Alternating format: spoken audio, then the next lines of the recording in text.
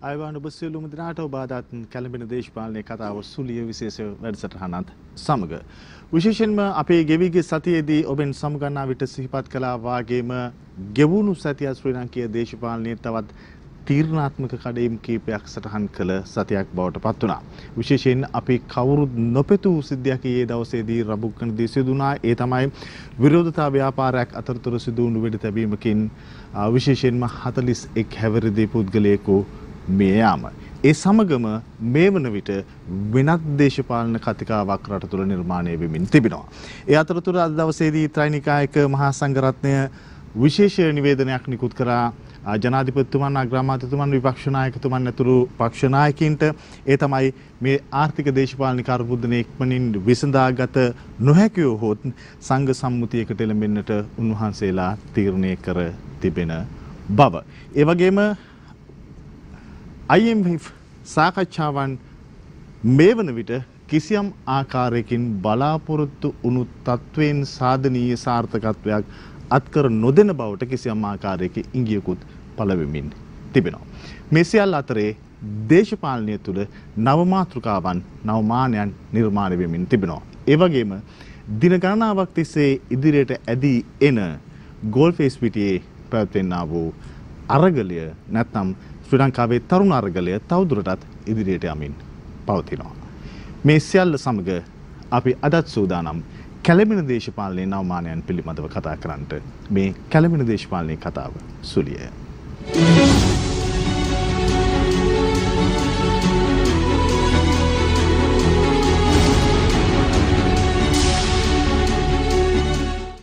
ඔබ දන්නවා මේ වන විට අප කැළඹෙන දේශපාලනයේ කතාව සුලිය වැඩසටහන් මාලාව තුළ විශේෂිත වැඩසටහන් මාලාවක් තමයි ඔබ වෙත ගෙනෙමින් තිබෙන්නේ. අප වෙනදාට සියලු පක්ෂ නියෝජනය කරන නියෝජිතයින් සමග සංවාදයක් ගොඩනැගුවා. නමුත් මේ දිනවල අප විශේෂිත එක් දේශපාලන පක්ෂයක විශේෂිත චරිතයක් සමග තමයි ඔබට සුලිය රැගෙන එන්නේ. අද දවසේදී ඔබ කවුරුත් බලාපොරොත්තු වුණු විශේෂිතම චරිතයකට අපි ආරාධනා කළා අද දවසේ සුලිය සමග එක්වෙන්නට. ඒ ජාතික ජන බලවේගයේ නායක පාර්ලිමේන්තු මන්ත්‍රී අනුරු කුමාර දිසානායක මැතිතුමන්ට අයිබෝන් කියලා අපි ඔබතුමන් මුලින් පිළිගන්නවා. විශේෂයි අද දවසේ දේශපාලනය පිළිබඳ කතා බහ කරද්දී අපි කවුරුත් කතා කරන ප්‍රධාන මාතෘකාව බවට පත් වුණේ ඒ දවසේ රමුක්කන සිද්ධිය. විශේෂයෙන්ම දේශපාලන පක්ෂයක් සහ නවමානයකින් දේශපාලනයේ දෙස බලන දේශපාලන ව්‍යාපාරයක් හැටියට ඔබේ දේශපාලන ව්‍යාපාරයේ මේ සිද්ධිය කොහොමද විග්‍රහ කරගන්නේ? විශේෂයෙන්ම අපි දන්නවා පහුගිය කාලේ පුරාවටම අපේ රටේ ජනතාව විවිධ ශේෂ්ත්‍රවලට අදාළ ජනතාව තමන්ගේ ප්‍රශ්න හමුවේ පාරට බහැලා උද්ඝෝෂණ නිරත වුණා. නමුත් ආණ්ඩුව කිසිසේත්ම එම කිසිදු උද්ඝෝෂණයකට සාධනීය ක්‍රියාමාර්ගයක් ගන්න සූදානම් වුණෙත් නැහැ. අසමත් වී තිබෙනවා. අනතුරුව ජනතාවගේ මේ උද්ඝෝෂණය ජනාධිපතිවරයා ඉවත් වෙන්න ආණ්ඩුව ඉවත් වෙන්න දක්වා තල්ලු වී තියෙනවා. දැන් ඒ උද්ඝෝෂණ තියෙන්නේ ජනතාවගේ පීඩාව, වේදනාව මේව මත තමයි පැන නගින්නේ. ඒක විතක කෝපයෙන්ද විතක වේදනාවෙන්ද මේක මුදාහරිමින් තිබෙනවා. නමුත් ආණ්ඩුව මම හිතනවා කල්පනා කරා මේක මැඩපවත්වන්න බුදු විශේෂයෙන්ම ගෝඨාභය රාජපක්ෂගේ මනස ක්‍රියාත්මක වෙන්නේ එවැනි හැඩයකින්. මොකද මේක පළවෙනි අවස්ථාව නෙවෙයි. මාධ්‍යවේදීන් ඒ පවතින ආණ්ඩුව විවේචනය කරනකොට ඔහු ආරක්ෂක ලේකම්වරයා ඒ වෙලාවේ මෙවලම් බවට පත් වී තිබුණේ මර්ධනය. ඒ යුගයේ මාධ්‍යවේදීන් ගණනාවක් ඝාතනය වුණා. මාධ්‍යවේදීන් ගණනාවකට අතපය කඩලා පහර දුන්නා. ඒ ඔහුට එරේ වෙන විවේචනයට දක්වන ලද ප්‍රතිචාරයන් ලෙස තමයි පේන්නේ. ඒ වගේම අපි දැක්කා රතුපස්වලදී සාමාන්‍ය ජනතාව වතුර බීමට වතුර පොදක් ඉල්ලනකොට ඔවුන් වෙඩි තියලා ඝාතනය කරා.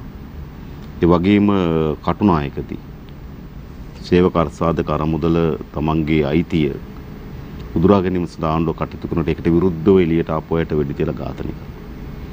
ඒ වගේම තමයි හලාවතදී. මොකද දීවර ජනතාව තමන්ගේ තෙල් මිල ඉහළ යාම නිසා තමන්ගේ රැකියාව කරගන්න විදියක් නැහැ. ඒ නිසා ඔවුන් විශාල උද්ඝෝෂණකයේ දුනා. එතනත් වෙඩි තියලා ඇන්තනී කියන දීවර සහෝදරයාත් තව ඝාතනය කරා, තව පිරිසක් තුවාල කරා.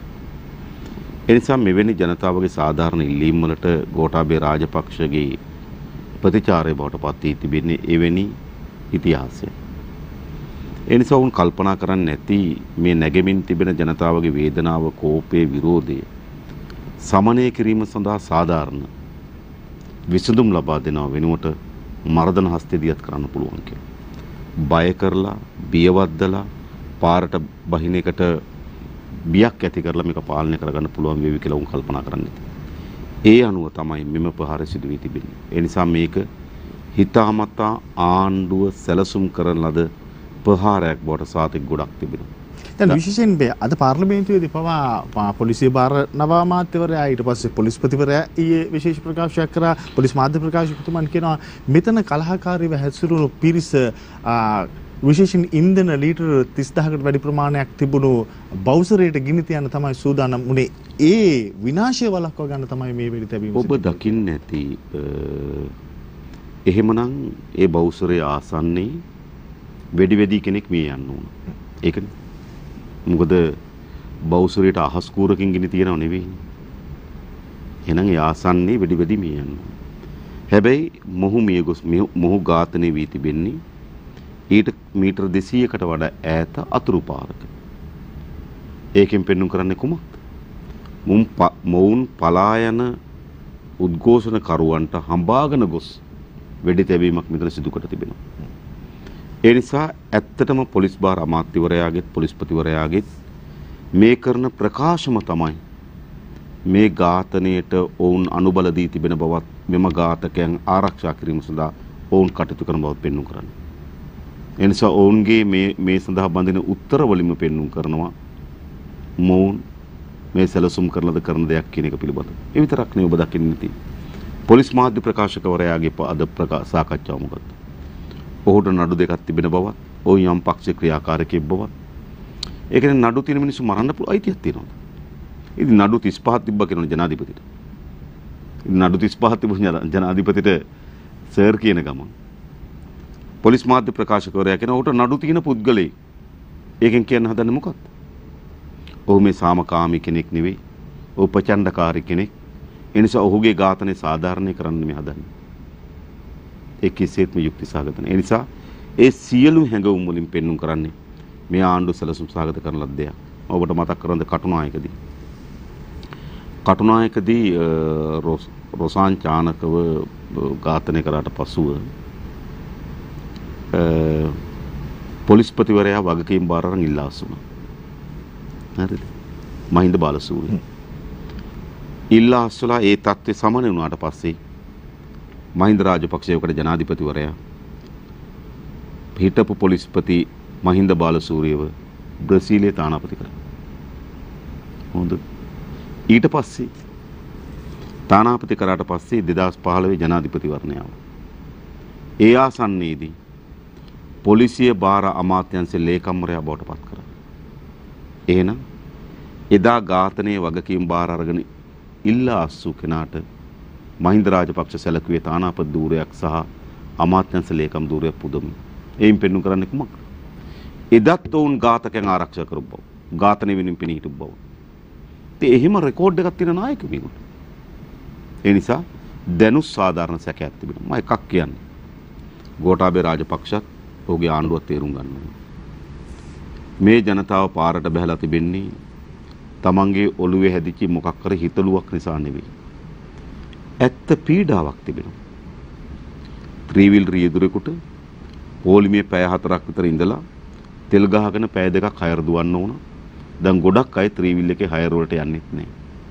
ඔහුගේ ආර්ථිකය මුළුමනින්ම කඩා වැටිලා. ගෙදර යනකොට ඔහුගේ දරුවන් නඩනවා කිරිපිටි නැතුව ආහාර වේලක් නැතුව. ලොරි රියදුරේ ඔහුගේ ලොරිය පැය ගණනාවක් තියලා තමයි ඩීසල් ටිකක් ගහගන්න වෙන්නේ. ඊට පස්සේ තමයි උට හයර එකක් යන්න වෙන්නේ. ඔහුට ප්‍රධාන වශයෙන් තමගේ ආර්ථිකයේ ආදායම් මාර්ගය ඉරලා තිබෙනවා. සාමාන්‍ය අම්මා කෙනෙක් ගත්තොත් තමන්ගේ කුස්සිය උයන්න පුළුවන් කමක් ලැබිලා නැහැ.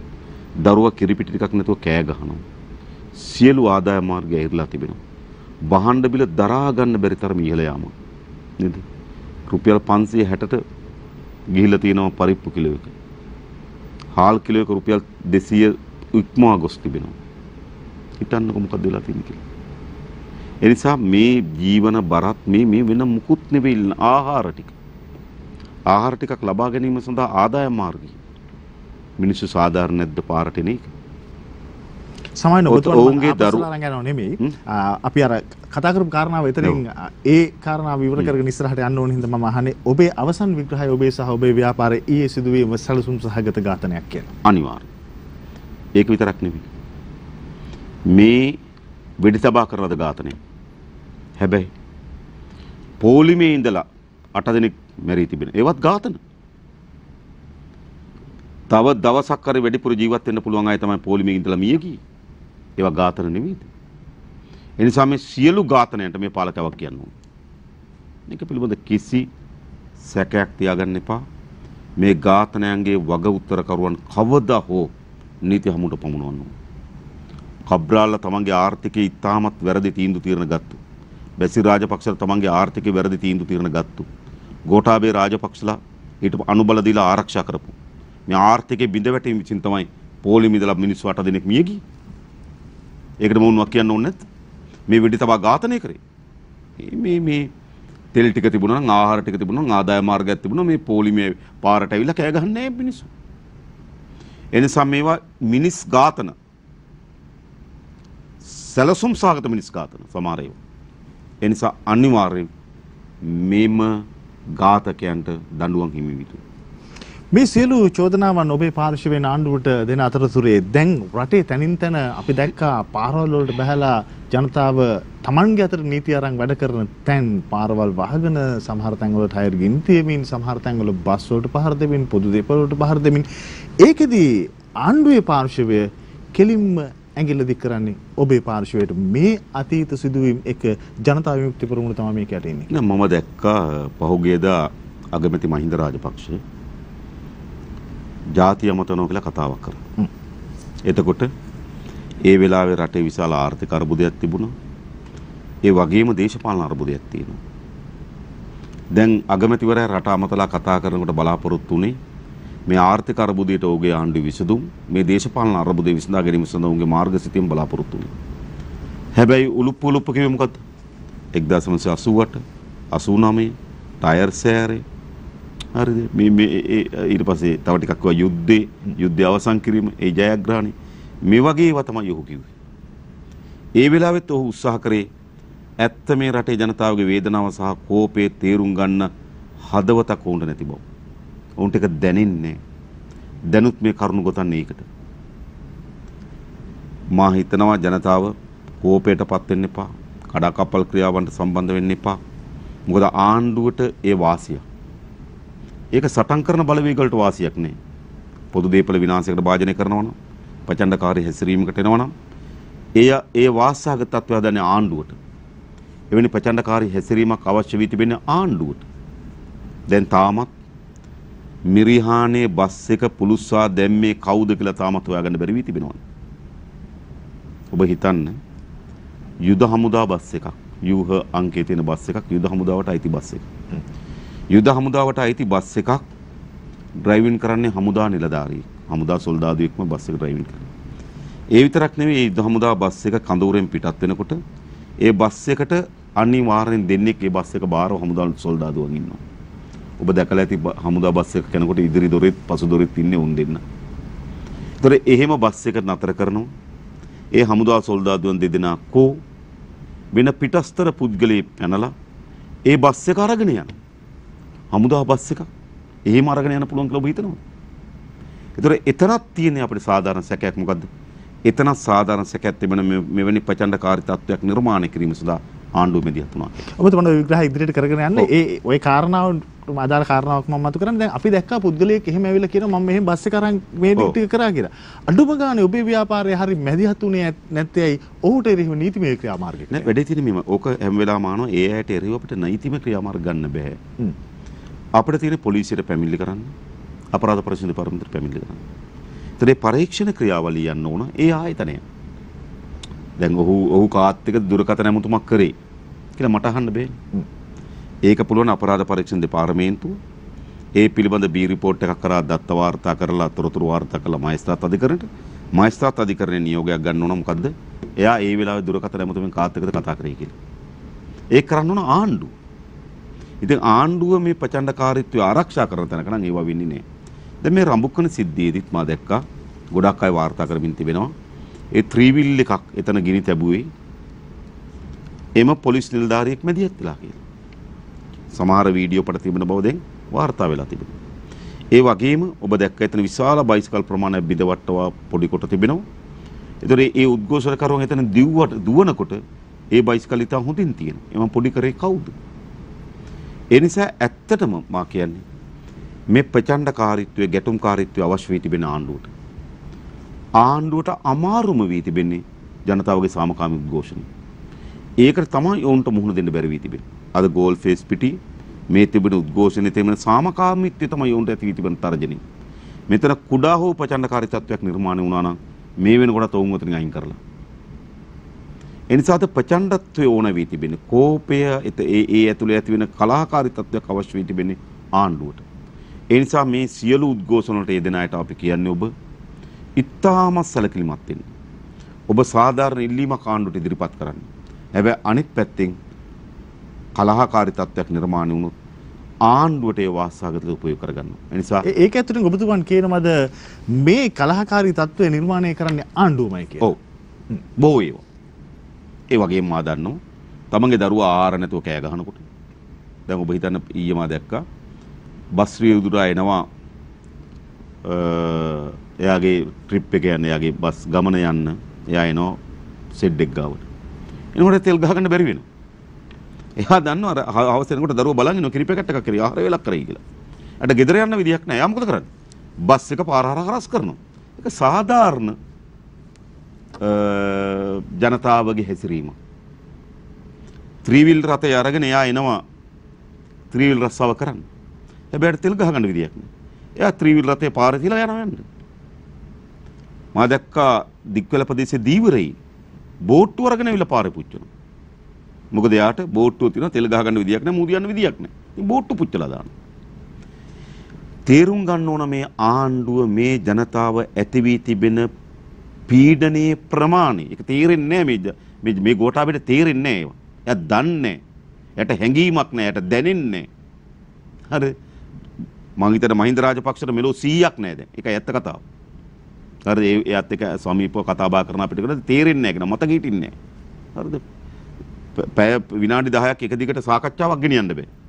මුල් කියපු දේවල් මතක නෑ. මෙහෙමයි සත්‍ය සිද්ධ වෙලා තිබෙන්නේ. එතකොට මොකද වෙන්නේ? ගොවියාගේ පීඩාව තේරෙන්නෙත් නෑ. දරුවගේ ආහාර නැතිකම පේන්නෙත් නෑ. තරුණයන්ගේ තමන්ගේ අනාගතය පිළිබඳ අනිශ්චිතතාවයක් මතුවලා තියෙනවා. ඒක තේරෙන්නෙත් නෑ. ත්‍රිවිල් රියදුරාට මුහුදු රස්සාව කරන කෙනාට ජීවත් වෙන්න විදියක් නෑ. ඒක තේරෙන්නෙත් නෑ. ඒක තේරෙන්නේ නැතුව තව මොකද කරන්නේ? එයා කෝපය ගන්නවන ප්‍රකාශ කරනවා. මට මතකයි තෙල් ඇමති කියනවා තෙල් ඕන තරම් තියෙනවා. සමහර බවුසර් ගිහලා සෙඩ් එක ගාවට ගිහලා හැරිලා එනවා කියලා. කනට ගහන්න හිතෙන්නේ නැද්ද සාමාන්‍ය පුරවැසියෙකුට? පොලිමේ ඉන්න කෙනාට කේන්තියක් එන්නේ නැද්ද? බැසිල් රාජපක්ෂ කිව්ව ඔබට මතක ඇති මාර්තු මාසේ 5 වෙනිදා ජනාධිපති කිව්වා ලයිට් කැපිලා මුළුමනින්ම නතර කරනවා කියනවා. 6 වෙනිදා 7 වෙනිදාකට පැය 13ක් වයින්. මිනිස්සුන්ට කේන්තියක් එන්නේ නැද්ද? මේ මිනිස්සුන්ගේ හැඟීම් එක සෙල්ලම් කරනවා මේගොල්ලෝ. අද දවස් අවඥාවට වාදනය කරනවා. අද පාර්ලිමේන්තුවේදී අලුත් තෙල් ඇමතුමනුත් කිව්වා අපිට සෑහෙන තෙල් තියෙනවා කියලා. හැබැයි මම දැන් එනකොටත් ත්‍රිවිල් රථ වාහන පොලිමේ ඉන්නවා. ඒක නෙමෙයි ජනතාවගේ වේදනාව පිළිබඳව සමච්චලයට භාජනය කරනවා. ජනතාව ඇති වී තිබෙන තමන්ගේ පීඩනය අවඥාවට භාජනය කරනවා. ඉතින් එවනකොට ජනතාවගේ මේ ජනතාව හැඟුම්බර ජනතාවක්. ඔවුන් මේකට පෙරලා ප්‍රතිචාර දක්වනවා. මම කියන හොඳ කියන එක නෙමෙයි. හැබැයි වෙනි කෝපකාරී යම් හැසිරීමක් ජනතාව තුළ දකින්නක් තිබෙනවා. හැබැයි ඒ නිසා තමයි මම මේ පොදු ජනතාවගෙන් ඉල්ලා හිටින්නේ. ඔබ ජීවත් වීම වෙනුවෙන් කරන සටනේදී ඔබගේ නේද කුසට ආහාර නැතුව වෙඩි පහරකින් මී යන තත්වයක් ඇති කරගන්න එපා. මේ පාලකයන්ට අවශ්‍ය වී තිබෙන්නේ ඒක. බියවත් ගන්න. තරුණේ පාරට යනකට බියවත් ගන්න. සාමාන්‍ය කෙනෙක් පාරට යන එක බියවත් ගන්න. හැබැයි මම හිතනවා ඒ කිසිලු බිය වැද්දීමකට කුසට ආහාර ලැබෙන්නේ. දරුවෝ අඬන එක නතර වෙන්නේ. Tamanට ආදායමක් ලැබෙන්නේ නේ. තමන්ගේ අත්‍යවශ්‍ය ආහාර ටිකවත් මිලදී ගන්න බැරි මේ තත්ත්වෙ විසඳෙන්නේ නේ. ඒ නිසා ආණ්ඩුවගෙන මේ අරගලේ ස්වභාවය තමයි මේ ජනතාවගේ නැගිටීමේ ස්වභාවය තමයි බිය ගැන්වීම වලින් මර්ධන වලින් වෙඩි උණ්ඩෙන් ගිනි බටෙන් මේ ප්‍රශ්න විසඳ ගන්න බෑ. ගෝඨාභය රාජපක්ෂ ඔබ හැම විටම විශ්වාස කරන්නේ මාවත. ඔබට අත්දැකීම් තිබෙන්නේ මාවතේ. ඔබට ආර්ථික සංවර්ධනය පිළිබඳ අත්දැකීමක් හෝ දැක්මක් නැහැ. මේ රටේ ජනතාවගේ වේදනාව සහ ජනතාවගේ හැඟීම් පිළිබඳ ඔබට අත්දැකීමක් සෝ අවබෝධයක් නැහැ. අපේ රටේ හතරමායිම් පිළිබඳ ඔබට අවබෝධයක් නැහැ. අපේ රටේ පුරවැසියන්ගේ ජීවිතය ගත වෙන ආකාරය පිළිබඳ ඔහු දන්නේ නැහැ. ඔහු එකම විශ්වාස කරන ගිනි බටේ. හැබැයි ඔබ විශ්වාස කරනවා නම් මේ ජනතාවගේ නැගී සිටින් මෙවැනි ගිනි බටේ පත්තු කිරීම හරහා විසඳ ගන්න පුළුවන් කියලා විශ්වාස කරනවා. ඒ ලක්ෂ සංඛ්‍යාත ජනතාව ඝාතනය කිරීමේ පමණින්ම නතර කරගන්න පුළුවන් වෙන්නේ. එනිසා අපි ආණ්ඩුවටත් ගෝඨාභය රාජපක්ෂටත් අනිවාර්යයෙන් බල කරලා කියන්නේ මේක මෙතනින් නතර කරන්න ඕන. මේක මෙතනින් නතර කරන්න ඕන. ඔබගේ වියරු මනසට තවදුරටත් මේ රටේ කිසිදු පුරවැසි බිලිගන්න ඉඩ දෙන්න බෑ. එහෙම මියන්න ඕන මිනිස්සුද මේ? මොන අපරාධයක් කරාද? අද තෙල් නැත්තේ ඒ මිය ගියපු සහෝදරයාගේ ප්‍රශ්නයක් නිසාද? අද ගෑස් නැත්තේ ඒ සහෝදරයාගේ ප්‍රශ්නයක් නිසාද? අද කිරිපිටි ගණන් ගිහලා තියෙන එතුමගේ ඒ මිය ගිය සහෝදරයාගේ ප්‍රශ්නයක් නිසාද? නෑ. මේ පාලකයන් කරපු වැරද්ද. මේ අපරාධ කරේත් පාලකයෝ. ඒ අපරාධයට එරෙහිව ජනතාව ඉස්සරහට එනකොට ඒගොල්ලෝ ඝාතනය කරන්නේත් පාලකයෝ. ආණ්ඩු පාර්ශ්වයෙන් දිගින් දිගටම නැගෙන චෝදනාව තමයි අද දවසේ අපි දැක්ක පාර්ලිමේන්තුව තුලත් දිගින් දිගටම කියනවා විශේෂයෙන්ම මේ ජනතාව පාරට ගියලා එක මලමිනියක් දකින්න ජනතාවගේ ලේ දකින්න ලේ පිපාසය සහ උමනාව තියෙන විපක්ෂයට ඒකෙත් වැඩිම උමනාව තියෙන්නේ ඔබ නායකත්වයේ දෙන ජනතාව. ඒක තමයි මම කියන්නේ. මේ ප්‍රශ්නේ තව දුරටත් තේරුම් අරගෙන නැති මුග්ධ කණ්ඩායමක් මේගොල්ලෝ. හදවතක් නේ. උඩ තෙතමනයක් නේ. ඔවුන්ට මිනිස්සුන්ගේ වේදනාව පිළිබඳ හැඟීමක් නේ. එහෙමනම් මේ වගේ වාසිපස් දොඩවනෝද? ඔබ හිතනවාද මේ අපේ රටේ ජනතාව නිකම් මේ කුලප්පු කරලා පාරට ගෙන්න පුළුවන් කියලා? මේ කවුද? මේ පසුගිය ජනාධිපතිවරණයේත් මහමැතිවරණයේදී මේ අයගෙන් බහුතර ප්‍රමාණයක් මේ ජනාධිපතිවරයා සහ මේ ආණ්ඩුව ගෙන්න උදව් කරපු අය. ඡන්දෙ දීපු අය. ගෝඨාභය මේ රට හදයි කියලා විශ්වාස කරපු අය. රටේ නීති විධානයේ ආධිපත්‍ය තහවුරු කරයි කියලා විශ්වාස කරපු අය. රටේ වංචාව දූෂණ නතර කරයි කියලා විශ්වාස කරපු අය. රටේ ආර්ථික නව මාවතකට යොමු කරයි කියලා විශ්වාස කරපු අය. අපි ඒගොල්ලෝ තමයි මේ පාරට අවිලා කෑ ගහන්නේ. හැබැයි මේ පාරට අවිලා කෑ ගහන එක පිළිබඳ තාමත් තේරුම් ගන්න බැරි නෑ. ඒ දේශපාලන පක්ෂ වල ගිණුම් වලට බැර කරන්න උත්සාහ කරනවා. දේශපාලන පක්ෂ මර්ධනය කිරීම සඳහා උත්සාහ කරනවා. දේශපාලන පක්ෂ ලේපිපාසෙන් පෙළනවා අය කියලා නපුරු චිත්‍ර හදන්න උත්සාහ කරනවා. ඒකෙන් පේන්නේ මේ ජනතාවගේ ඇත්ත වේදනාව සහ ඇත්ත ඔවුන්ගේ හැඟීම් තේරුම් ගන්න මේ පාලකයන් අසමත් වී තිබෙනවා. වෙන සමා ගෝඨාභයට කියන්නේ ඔබලා ඝාතනය කරනව විතරක් නෙවෙයි. ඒ ඝාතනයන්ටත් අපහාස කරනවා. කොහොද? ඔහු බඩගින්නේ පාරට එන්නේ. ඔහු දරුවාගේ වේදනාව වර්ගන පාරට එන්නේ. ඔහුගේ පවුලේ වේදනාව වර්ගන පාරට එන්නේ. ඔහුගේ ආදායම මහිමින් පිළිබඳ තියෙන වේදනාව පිළිබඳ පාරට එන්නේ. ඒක අද විසඳෙයිද හෙට විසඳෙයිද අනිද්දා විසඳෙයිද කියලා කිසිදු විශ්වාසයක් නැහැ. ඔබට කියන්න පුළුවන්ද? ජනාධිපතිවරට කියන තව සතියේ මේ ප්‍රශ්න විසඳනවා කියලා කියන්න පුළුවන්ද? තව මාසෙන් විසඳනවා කියලා කියන්න පුළුවන්ද? ඒක කිසිවක් කියන්න බෑ මේ පාලකයන්. ඒ නිසා ජනතාව ඔහේ බලාගෙන ඉඳ සිද්ධ වී තිබෙනවා. ඉතින් ගෝඨාභය රාජපක්ෂ පවුලත් තේරුම් ගන්නවා. ඔවුන් හිතාගෙන හිටියේ මේ රටේ ජනතාව කියන ඔවුන්ගේ වහල්ලු කියලා. ඔවුන්ගේ යටත් වැසියන් කියලා. ඔවුන් කියන ඕනෑමකට යටත් වෙන ඕනෑමක් විදිහට කොන්ද පාත් කරන ගමන් කරන පුරවැසියෝ මේ රටේ ඉඳීවි කියලා කල්පනා කරා. හැබැයි අද ඔප්පු කොට තිබෙන ගෝඨාභය රාජපක්ෂ මේ රටේ මිනිස්සු පුරවැසියන්. ඒ නිසා තමයි මේ පුරවැසියන්ගේ නැගී සිටීම තිබෙන්නේ. ඒ නිසා එක් එක් පක්ෂ වලට ලේබල් ගැහිමින් ඔබ කරන්නේ ඒ පුරවැසියන්ගේ සාධාරණ ඉල්ලීම් පිළිබඳ ඔබට අවබෝධයක් නැති බවත් ඒ පුරවැසියන්ගේ සාධාරණ ඉල්ලීම් ගැරහුමට සහ අවඥාවට භාජනය කිරීම. මම ගෝඨාභයට කියන කරුණා කරලා වැඩ නතර කරන්න කියනවා. අප අද දවසේ සුලිය පළමු විරාමයේ සඳහා අවස්ථාව සලසා ගන්න. විරාමයේ අනතුරුව මෙතෙක් මතුවුණු කාරණාවන් පිළිබඳව තවදුරටත් කතා කරන්නට ඒ වගේම මේ මතුවී තිබෙන ආකාරයේ විශේෂයෙන්ම ජාතික ජනබලවේගයේ සහ ජනතා විමුක්ති පෙරමුණ විග්‍රහ කරගන්න ආකාරය පිළිබඳවත් අපි කතා බහ කරමු. කෙටි විරාමයකට ගිහින්. යලිත් ඔබ කැලණි දේශපාලන කතාව සුලිය සමග අද අපි කතා කරමින් සිටින්නේ ජාතික ජනබලවේගයේ නායක පාර්ලිමේන්තු මන්ත්‍රී අනුර කුමාර දිසානායක මහත්මයාන් සමග. මම කලින් කතා කරපු කාරණාවල ආපස්සට ඔබතුමන් වරන් යනව නෙමෙයි. දැන් ඔබතුමන්ගේ පැහැදිලි කිරීම තුලත් මතු කරා පසුගියදා ග්‍රාමාත්‍යතුමන් ජාතිය අමතන වෙලා වෙත් මතු කරපු කාරණාවක් 88 89 ඔබේ දේශපාලන පක්ෂය හැසිරීම විශේෂයෙන් ජනතා විමුක්ති පෙරමුණ හැටියට. ඒ වගේම අපි දකිනවා දිගින් දිගටම ආණ්ඩුව පාර්ශ්වයෙන්ුත් මේ චෝදනා බෙල්ල වෙනවා. විශේෂයෙන් සමාජ මාධ්‍ය සහ ඒ අතරතුරත් හැමතාම මතුවෙන ප්‍රධාන කාරණාව තමයි ඔබේ දේශපාලන ව්‍යාපාරයේ 1988 89 කාලවකවානුව තුල කරන ලද හැසිරීම.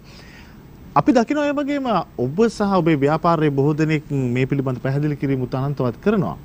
මම විශ්වාස කරනවා තවදුරටත් මේ චෝදනාව දිගින් දිගට මතුවෙමින් තිබෙන්නේ ඒ පැහැදිලි කිරීම තාමත් හරියට ජනගත වෙලා නැහැ කියලා. මම හිතන්නේ ජනගත වෙලා නැහැ කියනවට වඩා අපේ දේශපාලන ව්‍යාපාර ගැන මොකද්ද කියන්න පුළුවන්. ඔවුන් නිතරම කියන්න උත්සාහ කරන්නේ මීට අවුරුදු 33කට ඈත ඉතිහාසය. ඒ කියන්නේ අපිට ඔවුන්ට අපේ ඊයේ ගැන කියන්න බෑ. අපේ ගිය අවුරුද්ද ගැන කියන්න බෑ. අපිට මීට අවුරුදු 5කට කලින් ගැන කියන්න බෑ. ඒ කියන්නේ ඔවුන්ට තියෙන මීට අවුරුදු 33කට එහා කතාවක් කියන්න විතරයි. ඒ කියන්නේ එකකින් කියන්නේ. හැබැයි එක්සත් ජාතික පක්ෂයට එදා කරපේ ඝාතනවල නිර්මාතෘවරුන් අමතක වෙන්නේ මොකක් නිසාද? උන්ට ඊයේ දේවල් කියන්න තියෙනවා. ගිය අවුරුද්දේ දේවල් කියන්නත් තියෙනවා. හැමදාම උන්ගේ චෝදනා අලුත් වෙනවා. මහින්ද රාජපක්ෂට ඊයේත් කියන්න පුළුවන්. ගෝඨාපයට දැනුත් කියන්න පුළුවන්. ඒ නිසා ඒගොල්ලන්ගේ දේවල් හැමදාම අලුත් වෙනවා. අපි හැමදාමත් මේ රටේ ප්‍රජාතන්ත්‍රවාදය වෙන පිණි හිටියේ. මාස 89 ගොඩාක් දීර්ඝව පැහැදිලි කරන්න යන්නේ නැහැ. අපි අවංකව කියලා තිබෙනවා. අපි අතේ යම් සිදු නොවිතු දේ සිදු වී තිබෙනවා. ඒ පිළිබඳ කම්පනයක් තියෙනවා. හැබැයි ඔබ බැලුවොත් අපි ඊට පස්සේ අපේ හැසිරීම බැලුවා. දැන් මම කලින් ඔබට කිව්වා ආණ්ඩුව විසින් ජනතාවගේ උද්ඝෝෂ වලට මැදිහත් වෙලා වෙඩි තියලා ඝාතනය කරපු එක. දැන් ඝාතකයන් කවුද අපිද? ආණ්ඩුව. ලසන්ත වික්‍රමතුංග ඝාතනය වෙනකොට මේ මහින්ද ජනාධිපති මේ ගෝඨාභය ආරක්ෂක ලේකම්. එක්නැලිගොඩ පැහැරගෙන ගිහලා අතුරුදහන් කරනකොට මේ මහින්ද ජනාධිපති මේ ගෝඨාභය ආරක්ෂක ලේකම්. සිවරාම් ඝාතනය වෙනකොට මේ මහින්ද ජනාධිපති මෙයා ආරක්ෂක ලේකම්. උපාලි තෙන්නකෝන්ට කිත් නොයාර්ට පොද්දල ජයන්තට නාමල්ට පහර දෙනකොට මාධ්‍යවේදීන්ට මේ ජනාධිපති මේ ආරක්ෂක ලේකම්. මේ සියතර ගිනි තියනකොට මේ ජනාධිපති මේ ආරක්ෂක ලේකම්. සිරසට ගිනි තියනකොට බෝම්බ ගහනකොට මේ ජනාධිපති මේ ආරක්ෂක ලේකම්. අධිආරක්ෂක කලාපයේ තිබුණු ඉරුදින කාර්යාලයට ගිනි තියනකොට මේ ජනාධිපති මේ ආරක්ෂක ලේකම්. එහෙනම් ඝාතකේ කවුද? කවුද ගිනි තියන මිනිස්සු? මේගොල්ලෝ. තාජුද්දීන් ඝාතනය වෙනකොට මේ ජනාධිපති මේ ආරක්ෂක ලේකම්. මා මේ කියපු ලැයිස්තුවෙන් එකකටවත් වැරදිකරුවෙක් අහුවෙලා තියෙනවද? නැහැ. ඒකට අපේ පොලිසිය දක්ෂද? අපේ පොලිසියට හොඳ ඉවක් තියෙන හොඳ දක්ෂ පොලිස් දෙපාර්තමේන්තුවක් තිබෙනවා. හැබැයි මේ හොයාගන්න බැරි වෙච්ච හැම අපරාධයක්ම කරේ ආණ්ඩුව. ඒක සත්‍යයි. ඒගොල්ලෝ අපිට මේ අවුරුදු 33ක ඈත කතාවක් කියනවා.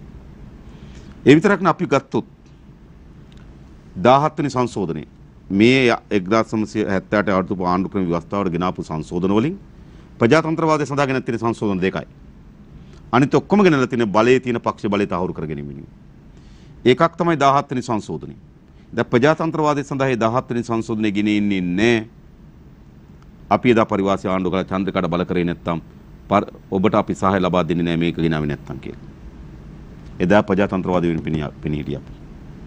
හැබැයි මහින්ද රාජපක්ෂ මේ ගෝඨාභය 17 අවශ්‍ය කළ 18 ගෙනාම ජනාධිපතිවරට එකපාරක් නෙවෙයි දෙපාරක් නෙවෙයි ඕන තරම් ජනාධිපති වෙන්න පුළුවන්. අර බලයේ සියල්ල ගන්න 18 ගෙනාව කවුද? මහින්ද. එහෙනම් විවස්ථාවෙත් ප්‍රජාතන්ත්‍රවාදයට විරුද්ධ පැත්තේ හිටියේ ඒගොල්ලෝ. නැවත 18 අවශ්‍ය කළ ප්‍රජාතන්ත්‍රවාදී වෙනින් 19 ගෙනාව. ඒ 19 දී අපි විධායක සමහර පක්ෂ නායකයන්ගේ රැස්වීම වලට අපි සහභාගී වුණා. සහභාගී වෙන විශාල ප්‍රයත්නයක් දරුවා එම 19 ගේන. එහෙනම් විවස්ථාවේ ප්‍රජාතන්ත්‍රවාදී පැත්තේ පෙනී හිටියේ අපි. ඒගොල්ලෝ විශ්වගෙන ආපු අය.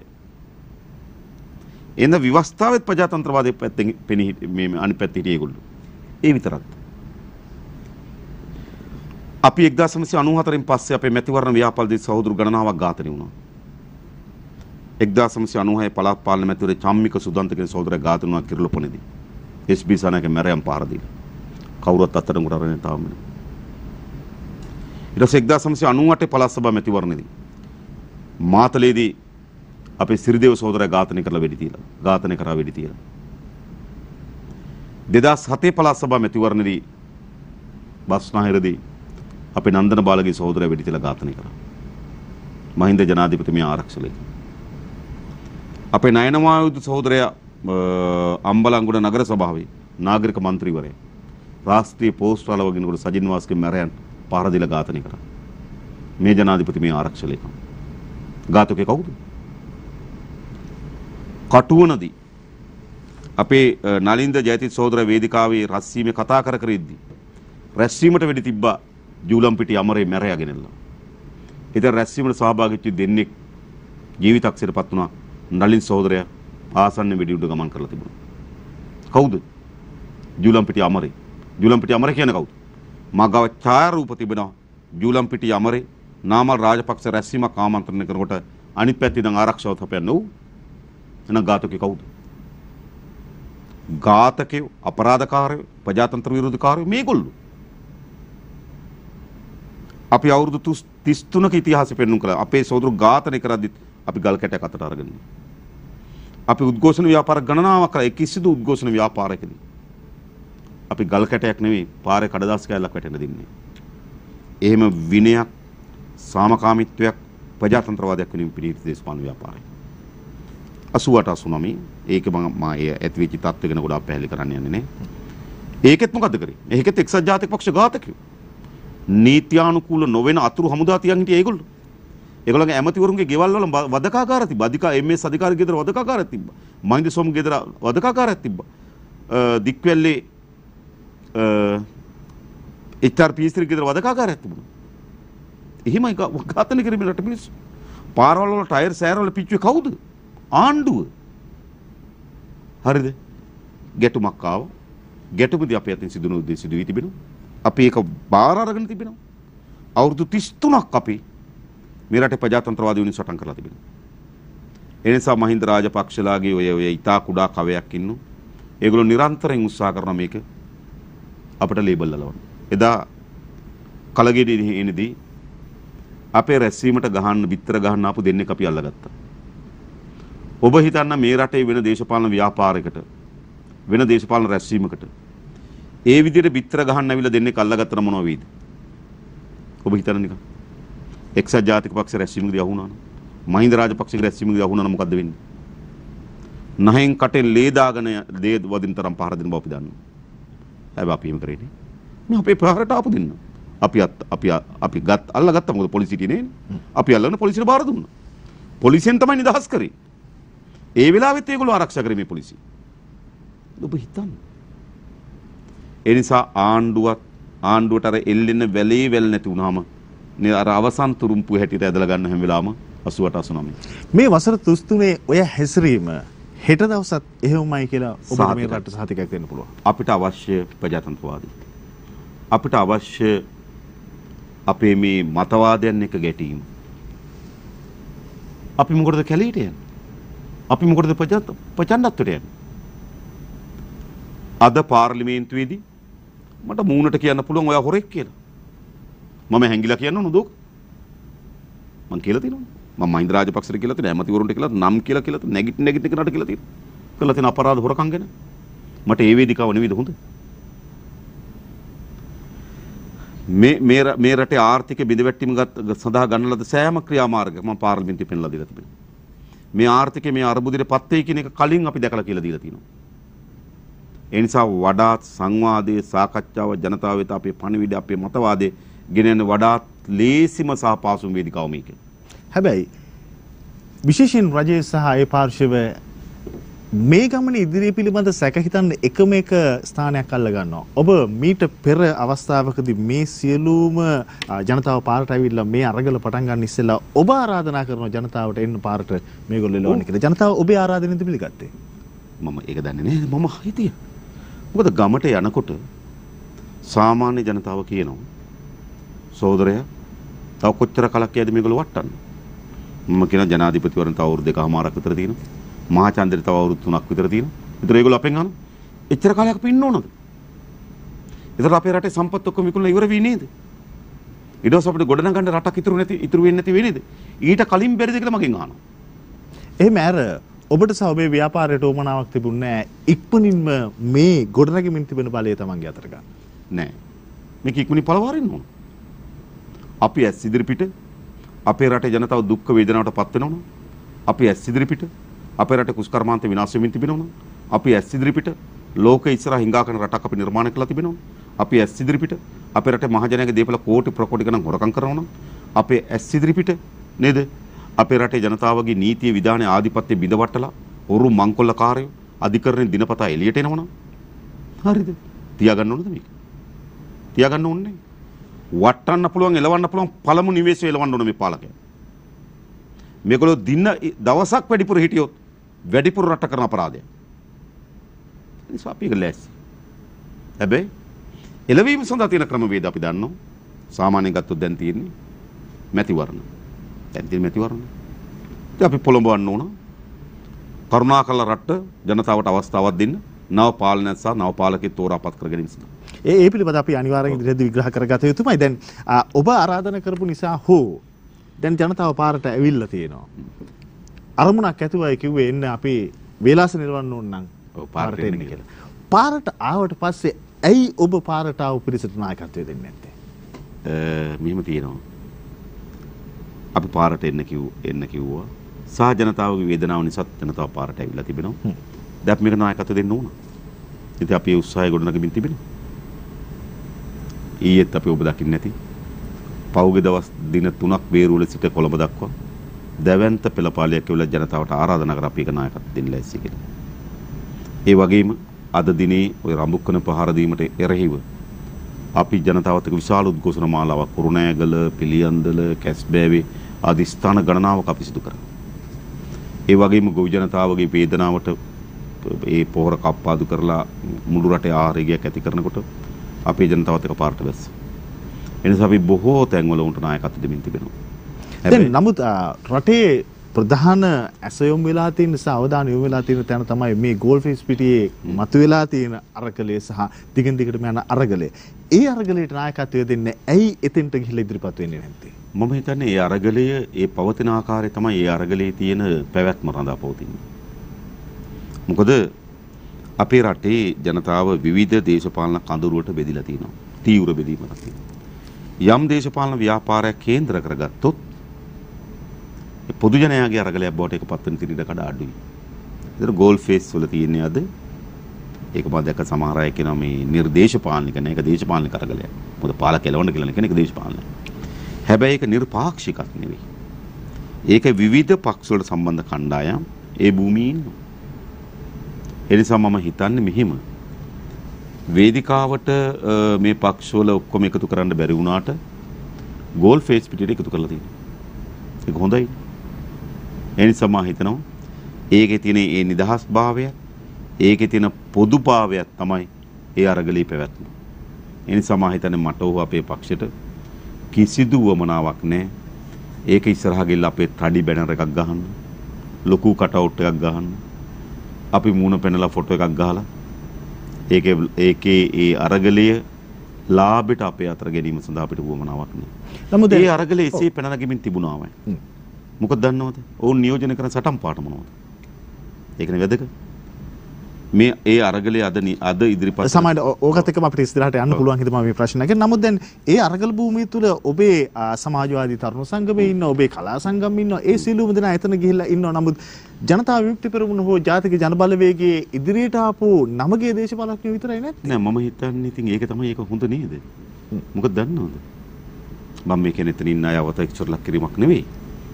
දැන් අපේ ටිකක් වගකීම් ගන්න ඉහළින් ඉන්න දේශපාලන නායකයෝ ගියොත් මුළු අරගලේම තියෙන පොදු භාවය යට ගිහිල්ලා අර පුද්ගලයා ඉස්මතු වෙනවා.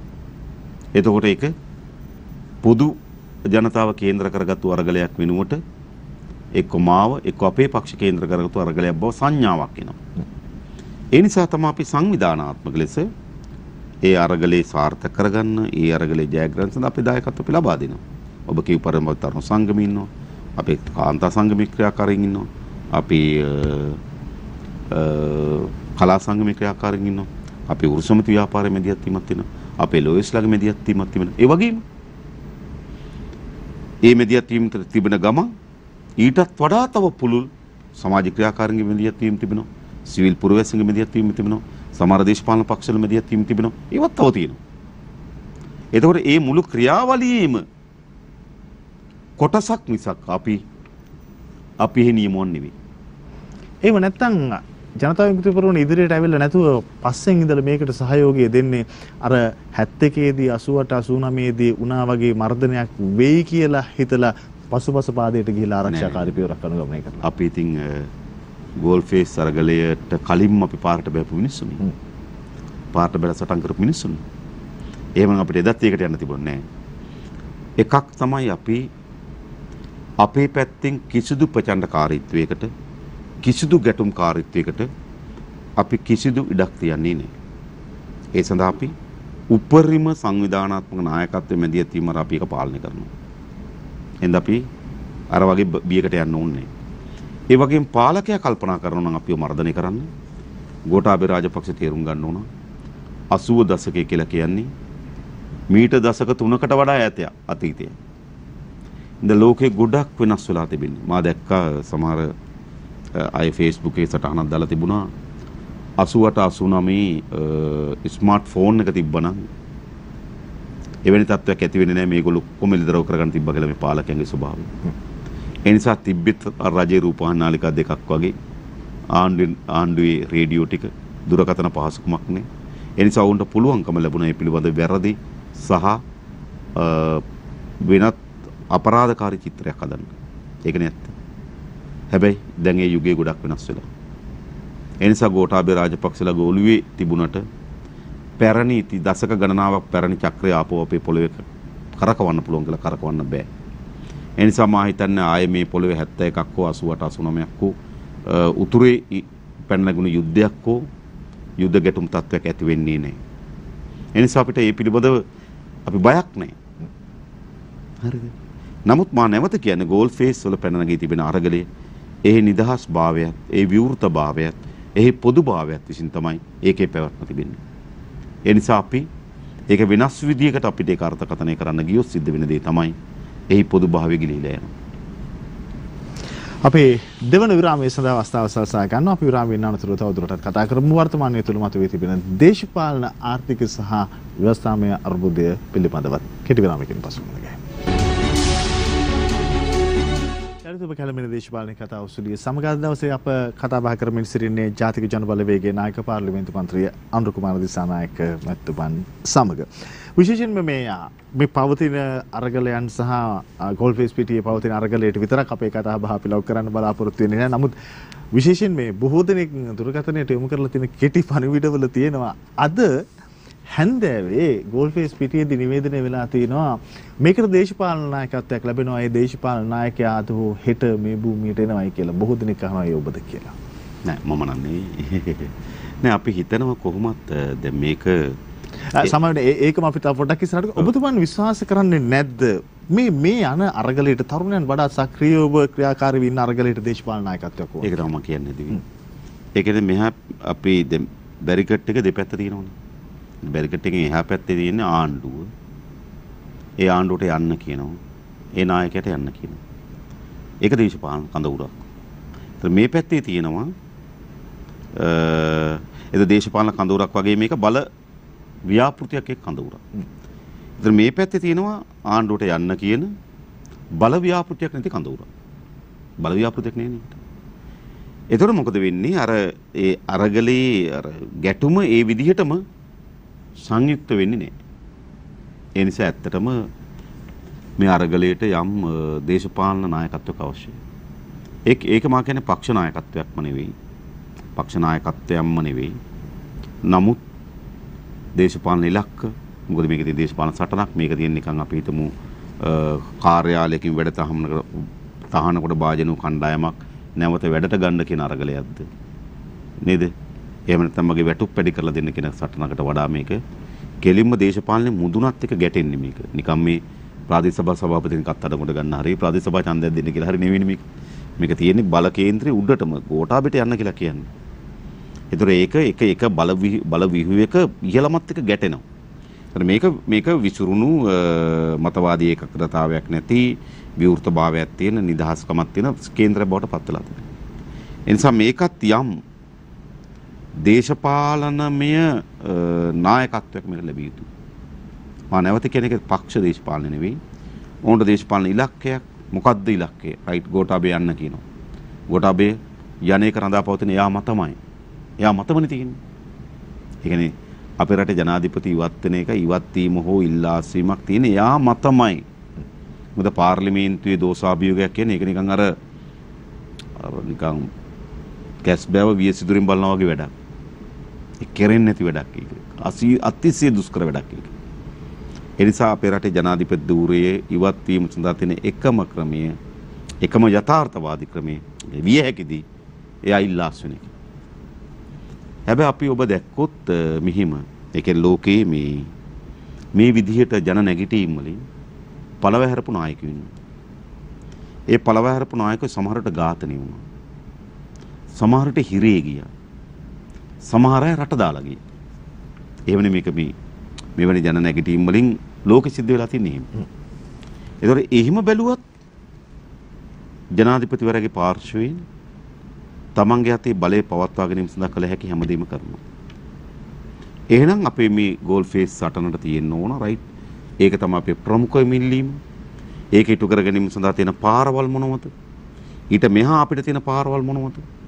ඒක එක විට නැතුව තව පියවරවල් දෙකකින් අපිට ඒක කරගන්න පුළුවන්ද? මෙන්න මේ වගේ දේශපාලන මඟ පෙන්වීමක් සහිත නායකත්වයක් ඒකට අවශ්‍යයි. දැන් දෝෂාභියෝගයකින් ජනාධිපතිවරයා ඉවත් කිරීම සිද්ධ වෙන්නේ නැති දෙයක් නං මේ දැන් කතා කරමින් ඉන්නේ ඒ කාරණාව පිළිබඳ විශේෂයෙන්ම අපේ ප්‍රධාන විපක්ෂය. අර ඔබ කියපු වෙන විකල්පයකට යන්න වෙයිද මේ තියෙන අර්බුදය අපිට විසඳ ගන්න? එකක් තමයි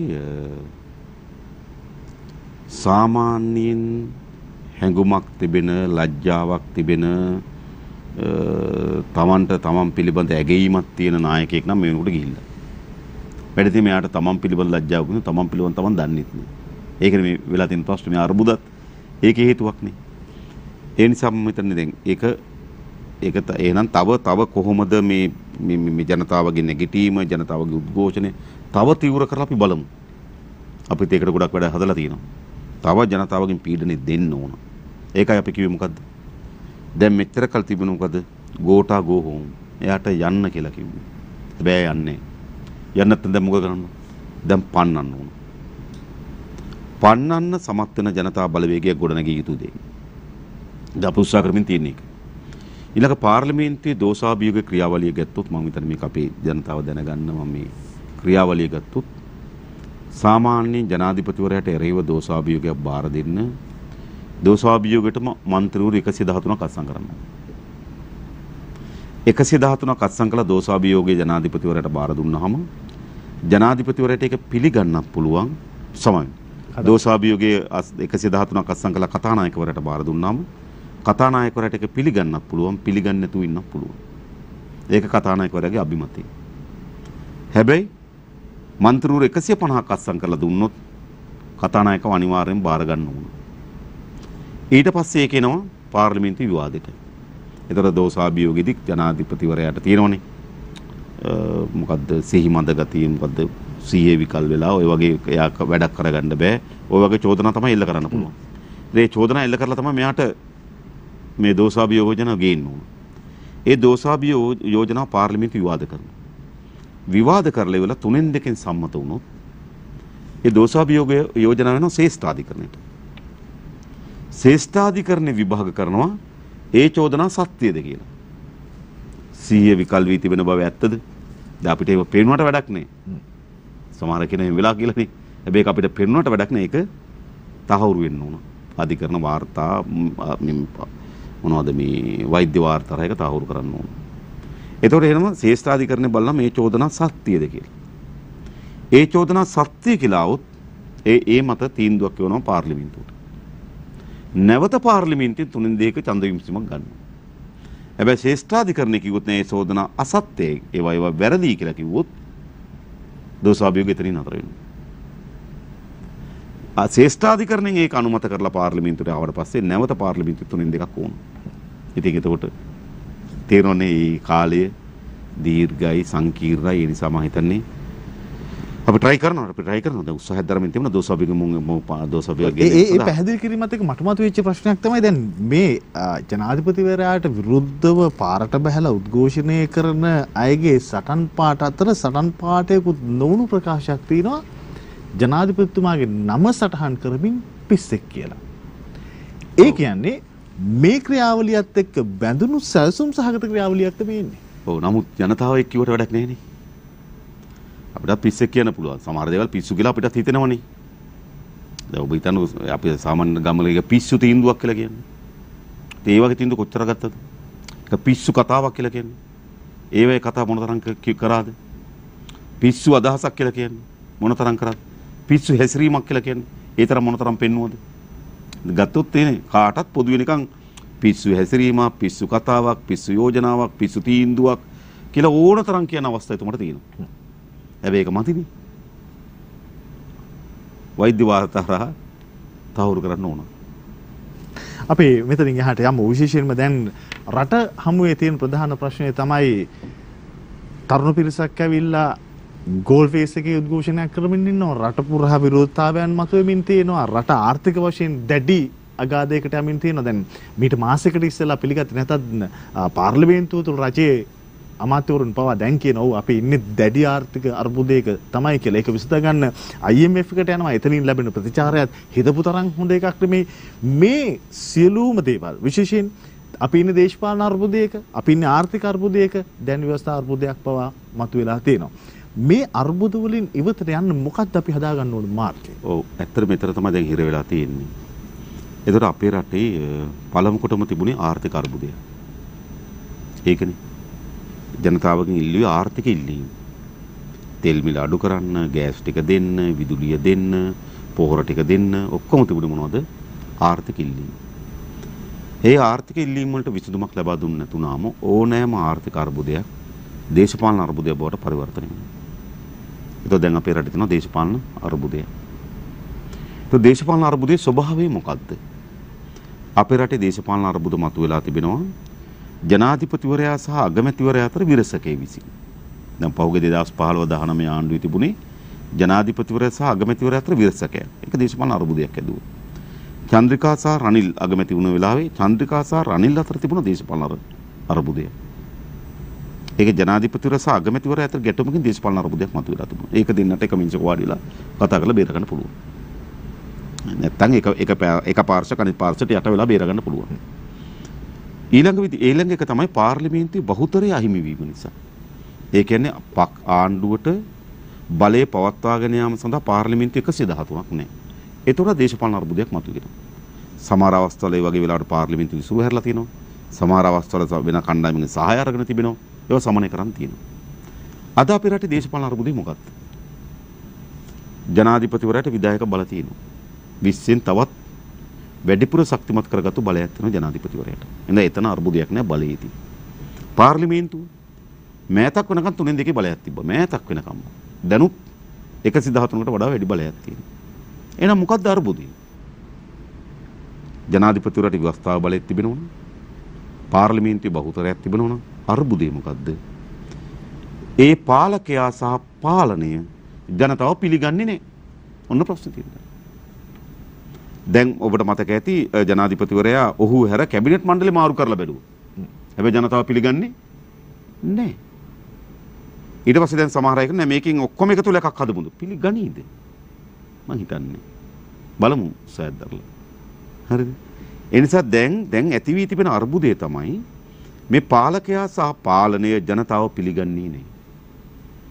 එහෙනම් අර්බුදය විසඳිය හැකි කෙසේද? ජනතාවට අවස්ථාවක් ලබා දී යුතුයි තමන්ගේ කැමැත්තෙන් නව පාලනයක් ගොඩනගා ගැනීම සඳහා. ඕකනේ. ඇත්ත ගත්තොත් නේද? අලුත් ජනමාරමකින් තමයි මේක විසඳෙන්නේ. ඒ කියන්නේ මේ මෙතන තියෙන්නේ ජනතාව මේ පාලනය පිළිගන්නේ නැත්නම් ජනතාවට පිළිගන්න පුළුවන් පාලනයක් හදලා දෙන්න ඕන. ඕකනේ තියෙන්නේ. ව්‍යවස්ථාව තුළ ඒ සඳහා ප්‍රතිපාදන නැහැ. ඡන්දයකට යන ප්‍රතිපාදන ගත්තොත් මෙහෙම තියෙනවා. ඒ කියන්නේ පාර්ලිමේන්තු විසිරුව හැරීම බලය තියෙන ජනාධිපතිවරයාට ඒතර අවුරුදු 2කමාරකින් පස්සේ ජනාධිපතිවරයාට ඕන විටක පාර්ලිමේන්තු විසිරුව හරින්න පුළුවන්.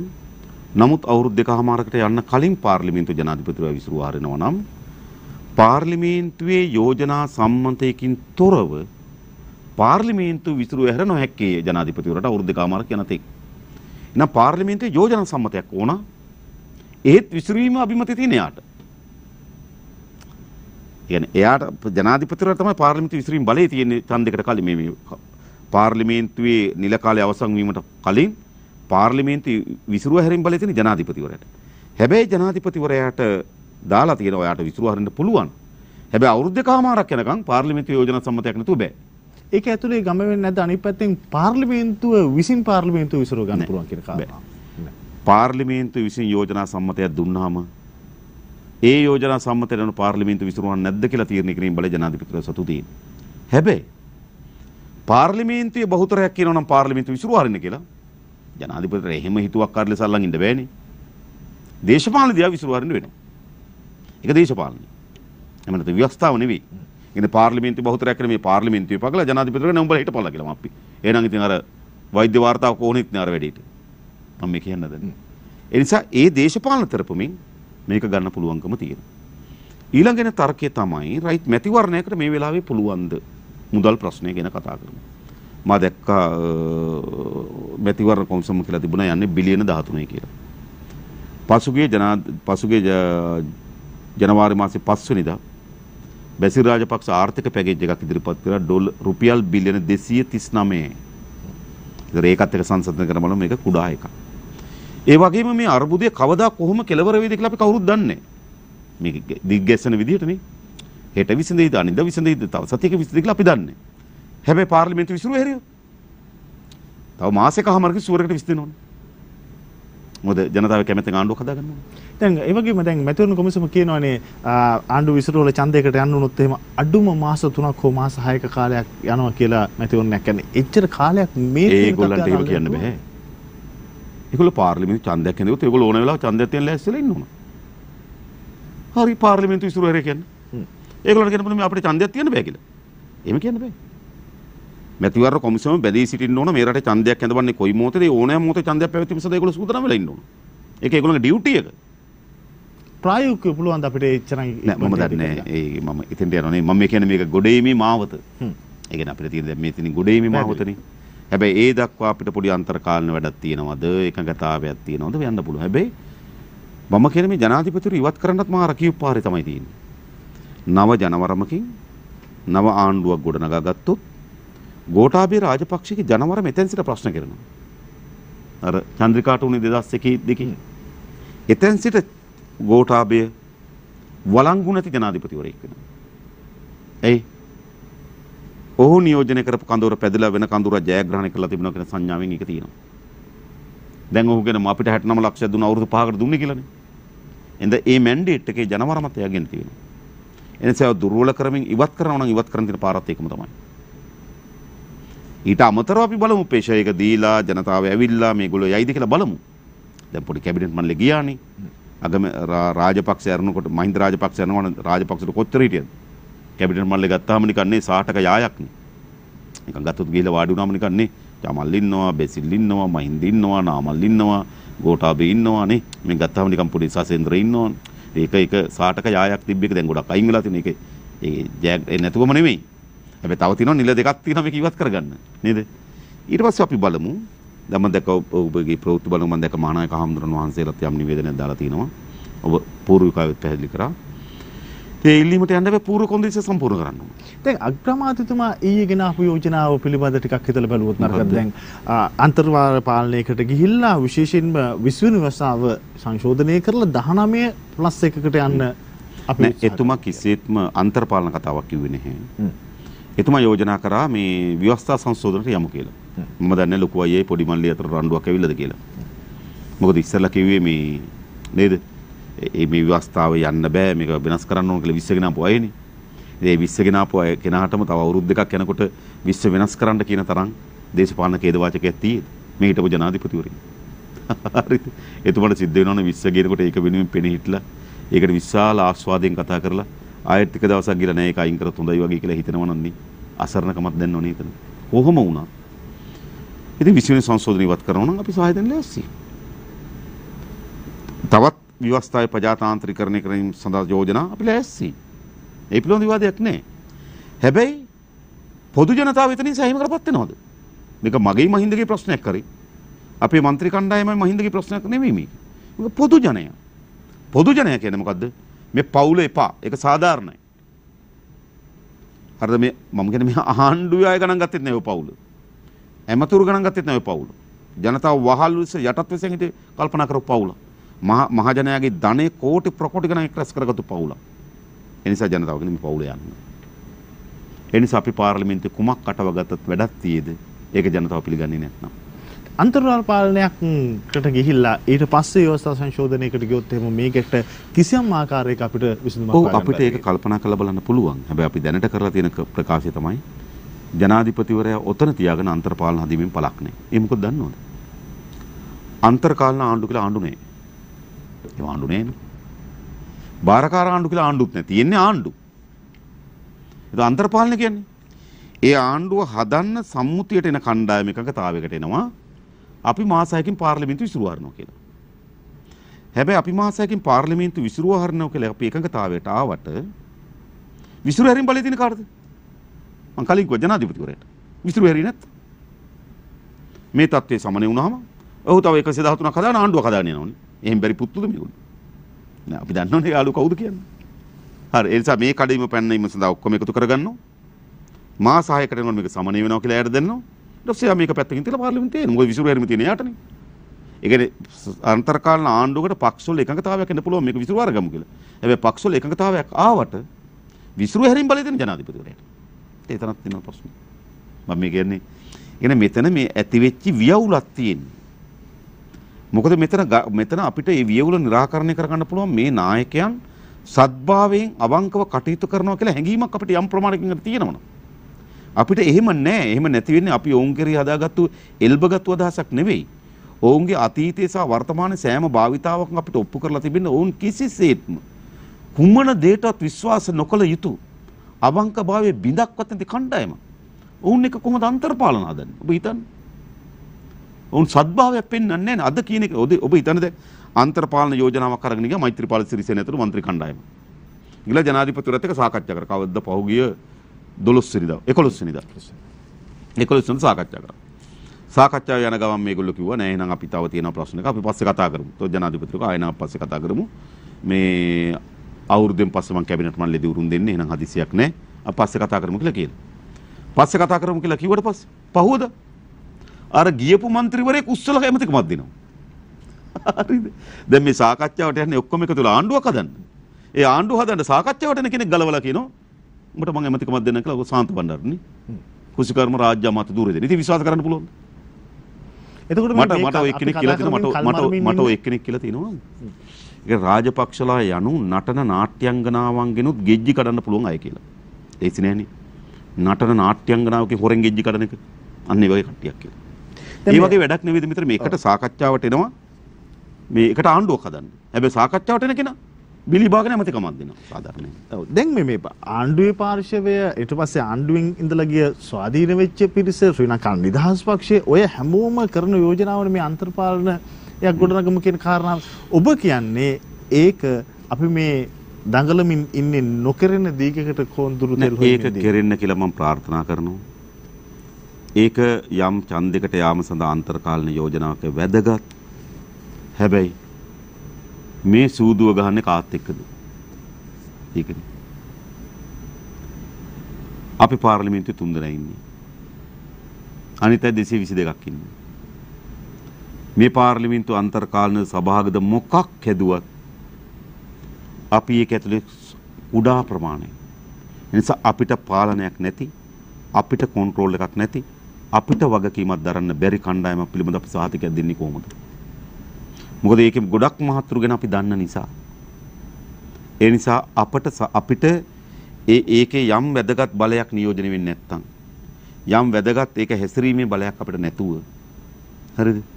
අපි අන්තර්පාලන යෝජනා කරමින් ඇති පළක් නැහැ කියලා මම හිතන්නේ. මොකද එවැනි සද්දුවමනාවකට මෙයා එකතු වෙයි කියලා අපි විශ්වාස කරන්නේ නැති නිසා. මම විශ්වාස කරන්නේ නැහැ. ඔබේ සහ ඔබේ ව්‍යාපාරයේ අවසන් වශයෙන් කියන්නේ එවැනි අන්තර්පාලනයක් හැදෙනවා නම් ඒුණට අයිතියක් තිබෙනවා.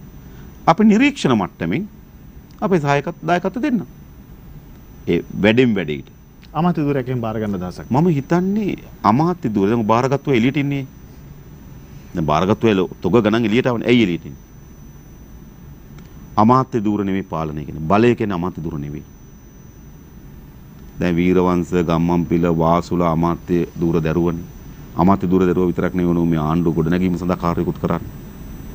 හැබැයි උන්ට බලයක් තිබ්බ ආණ්ඩුව තුල නෑ. බලය තිබේ පවුල අතේ.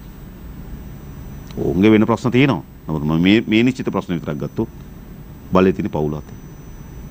එනිසා අමාත්‍ය දුර කියන බලය නෙවෙයි. අමාත්‍ය දුර කියන්නේ Tamanට කීයක් හරි හොයාගෙන මොකක් හරි වැඩක් කරගෙන නිකන් ෆන් එකේ ඉන්න පුළුවන්. ඔච්චරයි. බලයේ තියෙන වෙන තැනක. අන්නේ බලවිහුවේ අපි කොටස් කරුවම වෙන්නේ නැතුව. ඒ බලවිහුවේ සාධාරණ පංගු කරුවම වෙන්නේ නැතුව මම හිතන්නේ නෑ අපේ දායක වීම පළක් නෑ කියලා. ඉතින් අපේ තුන්දෙනෙක් තියාගෙන අපිට බලවිහුවේ සාධාරණ නේද? ඒකේ වැදගත් පංගුවක් අපිට ඉල්ලන්න සදාචාරාත්මක අයිතියක් නෑ. අපි තේරුම් ගන්න ඕන අපේ ප්‍රමාණය. අපි තුන්දෙනෙක් තියාගෙන 222ක් ඉන්න පාර්ලිමේන්තුවේ අපි ලොකු පංගුවක් සාධාරණයි. අපි බලවත් පංගුවක් ඉල්ලන සාධාරණයි. අපි එතෙන්ට යන්නේ. ඒ නිසා මම කියන්නේ දැන් මේකේ කෙලවර සාධාරණ විසඳාගත හැකි වන්නේ ජනතාවට නව පාලනයක් ගොඩනගා ගැනීම සඳහා නව අවස්ථාවක් ලබා දීමෙන් පමණයි. හැබැයි ඒක ක්ෂණිකව යන්නේ නැත්නම් ඒකට යම් අපිට අන්තර කාලයක් අවශ්‍යයි. අන්නේ අන්තර කාලය සඳහා යම් ආණ්ඩුවක් ගොඩනගෙනවා නම් අපි නිරීක්ෂණ මට්ටමින් ඒකට සහාය දෙන්න ලෑස්තියි. අපි විශේෂයෙන්ම පවතින දේශපාලනික අර්බුදය විසඳා ගැනීම සඳහා ජාතික ජන බලවේගයේ සහ ජනතා විමුක්ති පෙරමුණේ යෝජනාව අදහස් පිළිබඳවයි කතා බහ කරේ. විශේෂයෙන්ම කවුරුත් බලාපොරොත්තු වෙන්නේ මේ ඉන්න ආර්ථික අර්බුදයෙන් ගොඩ යාම සඳහා ජාතික ජන බලවේගයේ ක්‍රමවේදය මොකක්ද කියන කාරණාව පිළිබඳව දැනගන්න අපි මේ පිළිබඳව කතා කරමු මේ කෙටි විරාමයෙන් පස්සේ. ඔබ කැලඹෙන දේශපාලනයේ කතාව සුලිය සමග අපි අද කතා බහ කරමින් සිටින්නේ ජාතික ජන බලවේගයේ නායක පාර්ලිමේන්තු මන්ත්‍රී අනුර කුමාර දිසානායක මහත්මයන් සමග විශේෂයෙන්ම අපි මේ පවතින දේශපාලන අර්බුදය විසඳා ගැනීම සඳහා ජනතා විමුක්ති පෙරමුණේ ජාතික ජන බලවේගයේ යෝජනාවන් පිළිබඳව කතා බහ කරමින් සිටියේ.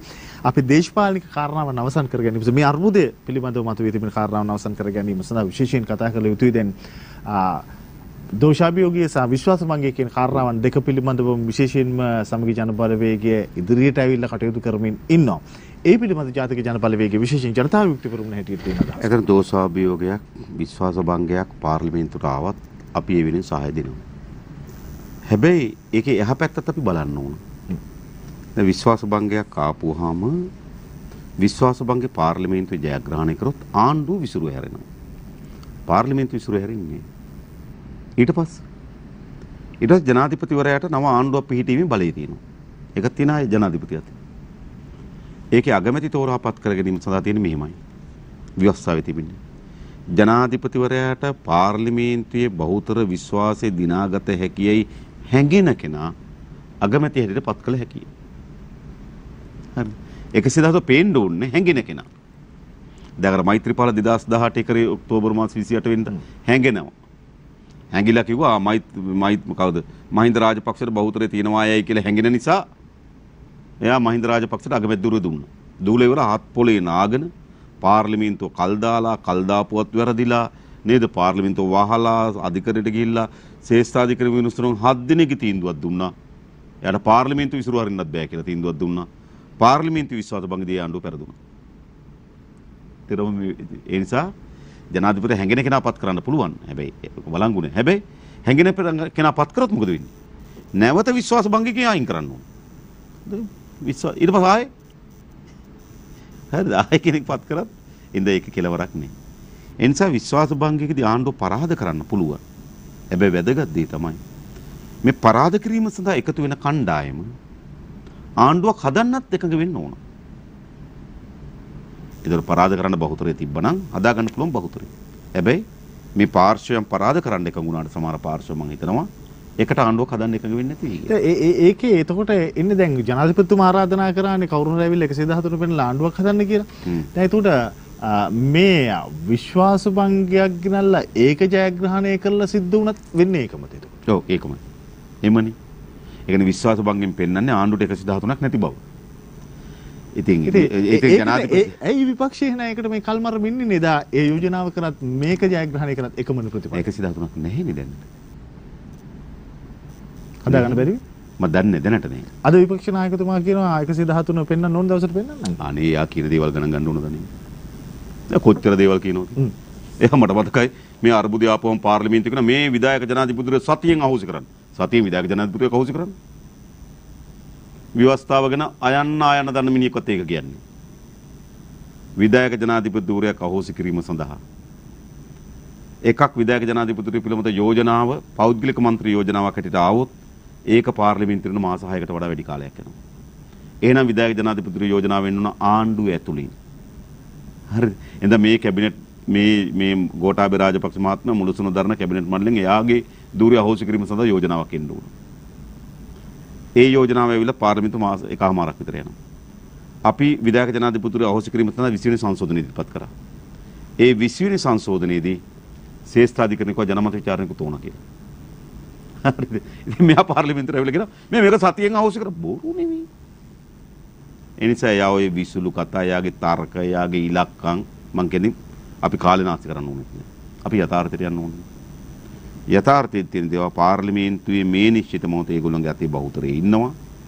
හැබැයි අපිට 113ක් හදාගන්න පුළුවන් වුණොත් ඉස්සස් මගේ දාලා බලමු. පුළුවන් වුණොත් ආණ්ඩුව පරදිනවා. හැබැයි 113 ආණ්ඩුවක් හදන්න එකඟ වෙයිද?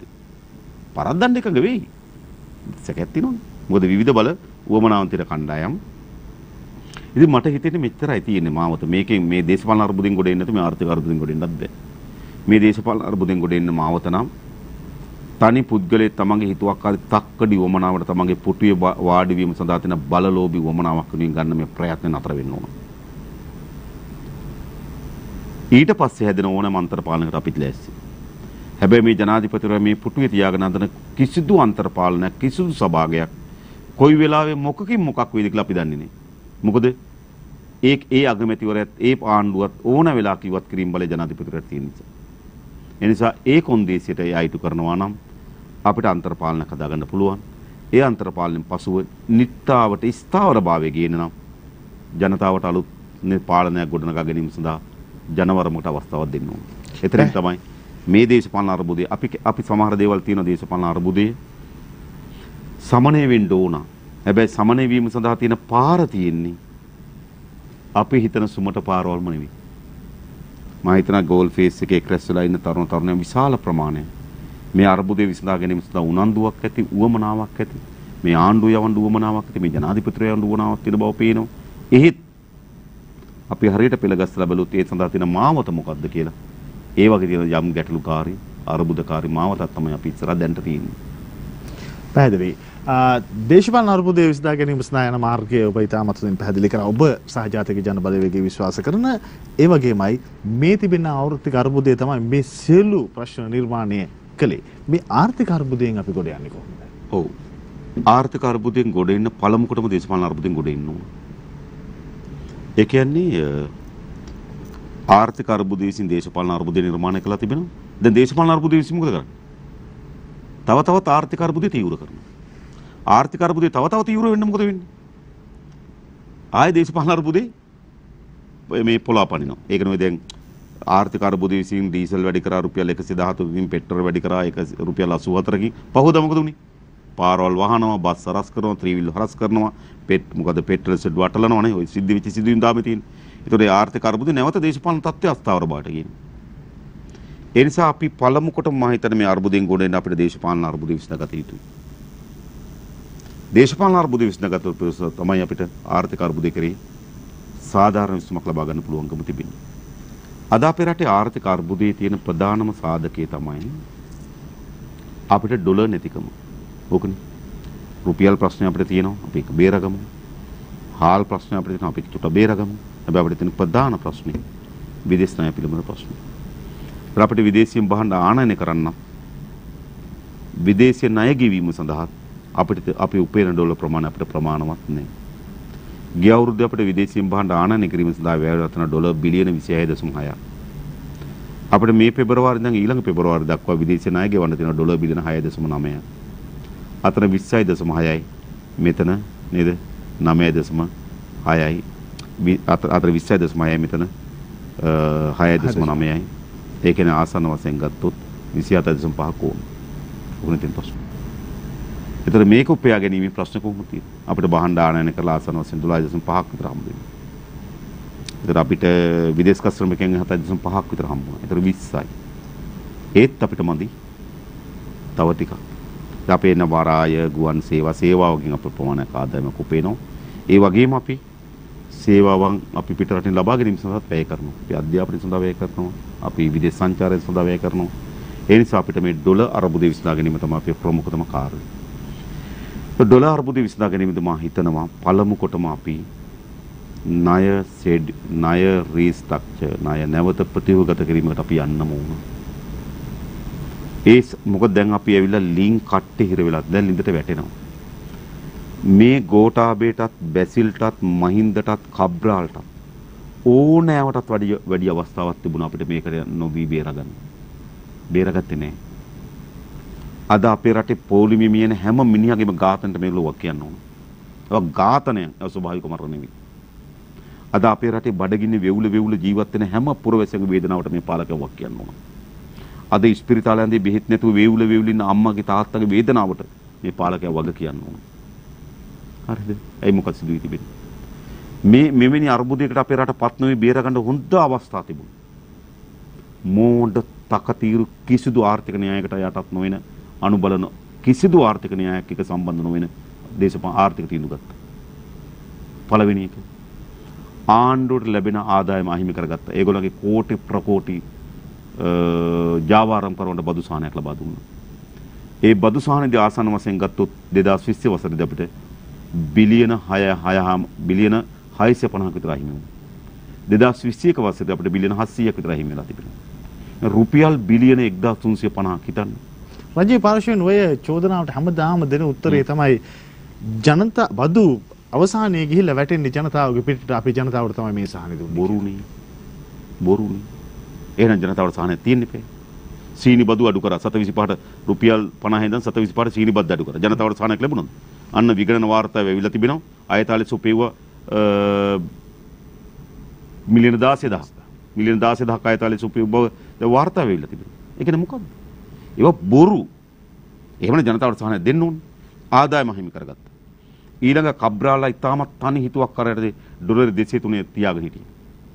203 තියාග තබා ගැනීම සඳහා කෘත්‍රිමව තබා ගැනීම සඳහා මහ බැංකුවේ තිබුණු ඩොලර් බිලියන 5මාරක් මාකට් එකට දැම්මා. දාලා ඒ ටික පුච්චලා දැම්ම විජේ සංචිත් ටික. ඊළඟ මොකද කරේ?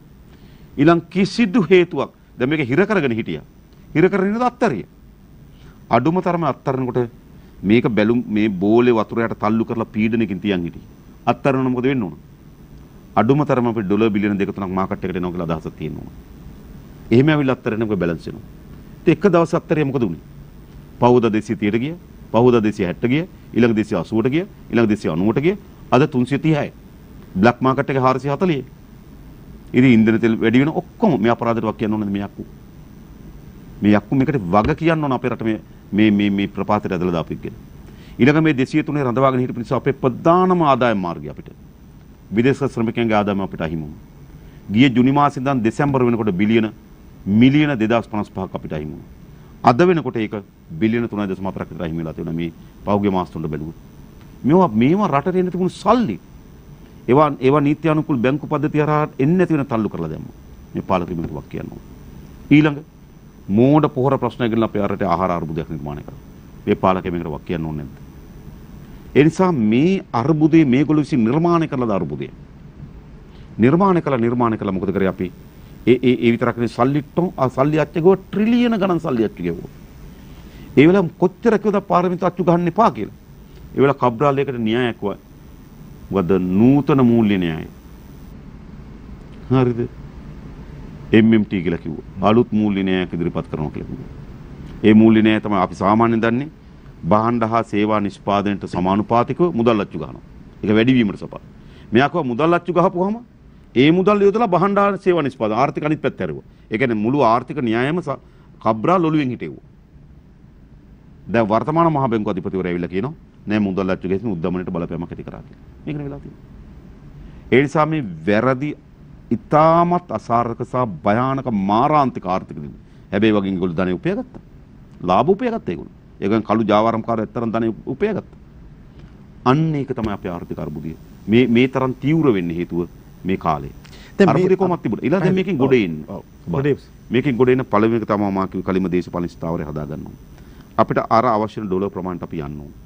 ඒ කියන්නේ අපෙන් එක්කෝ අපිට තියෙනවා අපේ ඩොලර් ප්‍රමාණය උත්පාදනය වැඩි කරගන්න ඕන. අනිත් එක අපේ වියදම් ප්‍රමාණය අඩු කරගන්න. වියදම් ප්‍රමාණයෙන් අපිට අඩු කරගන්න තියෙන මොනවද?